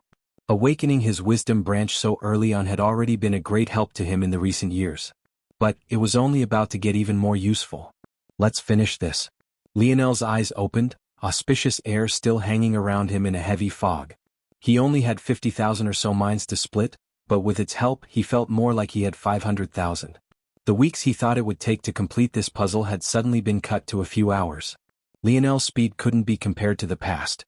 He found himself sweeping through puzzle after puzzle, each more complicated than the last, with an ever-increasing pace. Although he couldn't use his auspicious air continuously and endlessly, it was for more than long enough to get solid breaks in between. At the same time, Lionel was realizing that these puzzles themselves weren't so simple either, and that wasn't just about their complexity. All of these puzzles seemed to be variations on the map puzzle that allowed him to come here. Lionel didn't believe that the creator wasn't creative enough to think of a different format. The best explanation was that this sequence of puzzles wouldn't likely be useful sometime in the future. Unfortunately, even after completing the natural force art, Lionel got the sinking feeling that he wouldn't be able to reach the end of this road. The path toward the fourth round was growing in difficulty with every passing second. In fact, the progression of the difficulty was far faster than it had been on the path to the third round. By now, the puzzles were already down to clusters of just a few billion atoms while the scope was simultaneously growing larger and larger. Every minute change had an exponential effect on the surroundings that was giving Lionel an increasing headache. If things continue like this, he'll be forced to break into the fifth dimension before I even reach the fourth round. But if I am this, how could I ever make it to the fifth? The truth was that Lionel didn't even know if there was a fifth round at all. A fifth round would imply that Dimensional Cleanse had an eighth dimensional layer, while a sixth would guarantee a ninth dimensional layer. Due to the silver tablet, Lionel had already been made aware of legends of a ninth dimension, but even the dictionary only mentioned the eighth. And when it did so, it spoke of the eighth dimension exactly like the silver tablet spoke of the ninth. An ethereal, mythical state that might not exist at all. Except for the fact the Morales family's metal synergy lineage factor also had 5 rounds. But the question was Dimensional Cleanse also so transcendent? Lionel bit his teeth hard. I can't continue.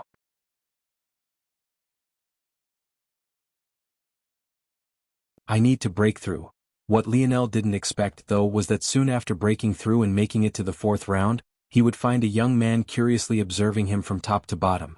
All before that young man's gaze landed on the spear domain heirloom on his finger. How interesting. How did such a thing end up in your hands? Just today, that you're tuning in to the Han Lee's Wuxia Chronicles YouTube channel. We're so grateful for your support, and don't forget to subscribe to join us on this incredible journey through captivating stories. Your generosity through donations truly makes a world of difference, as it's the primary source of revenue that allows me to expand and enhance this channel for you. Thank you from the bottom of my heart for being a part of this adventure.